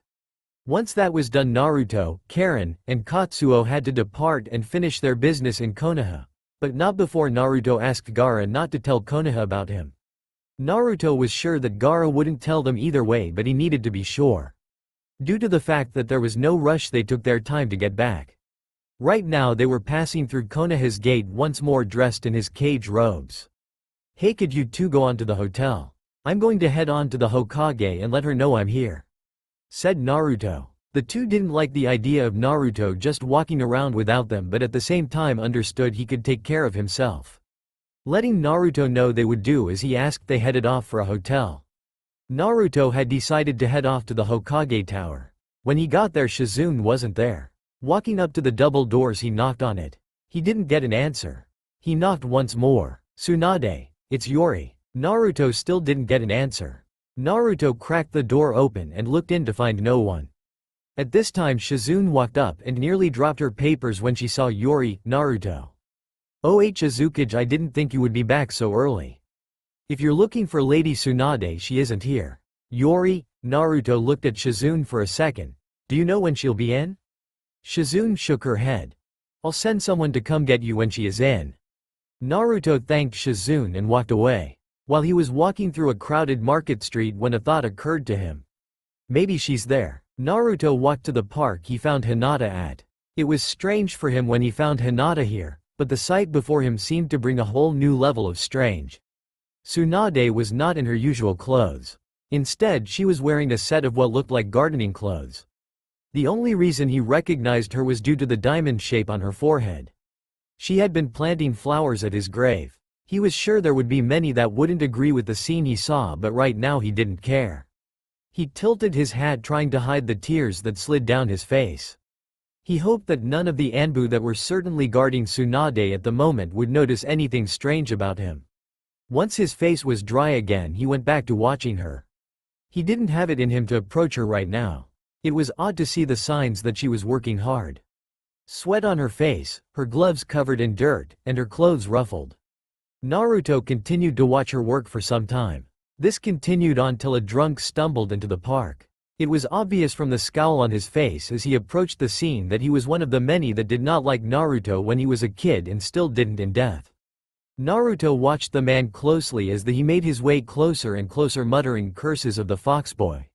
Unfortunately for the man, Naruto had noticed how Tsunade had tensed at the mont's appearance and how the peace that once filled the park had now vanished.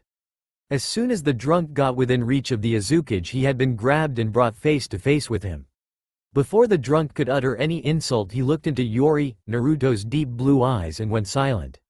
Those eyes looked like they glowed with power and had such killer intent he couldn't believe a human was capable of such a thing. "I'll only tell you once, leave now or else you will be lucky to wake up with a hangover tomorrow," growled Yori, Naruto in such a low voice that the Anbu nearby could barely hear him.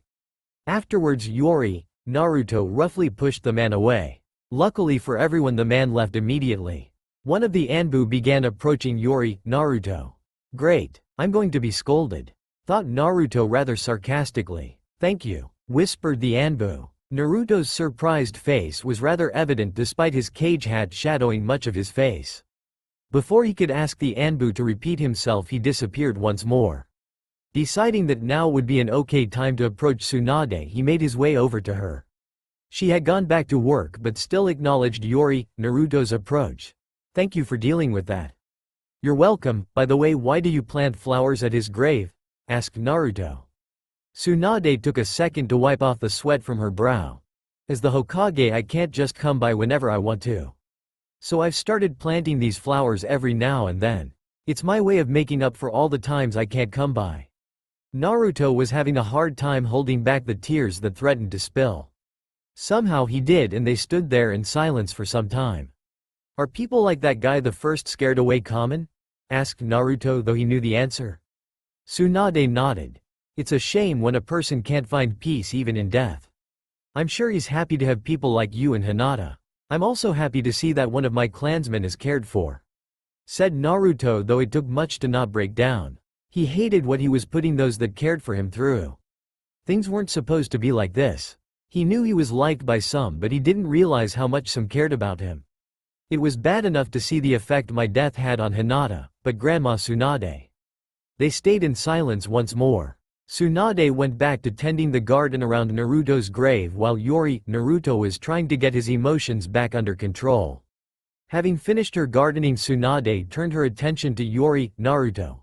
I've got most of the paperwork for the alliance taken care of. Hopefully we can get this taken care of tomorrow.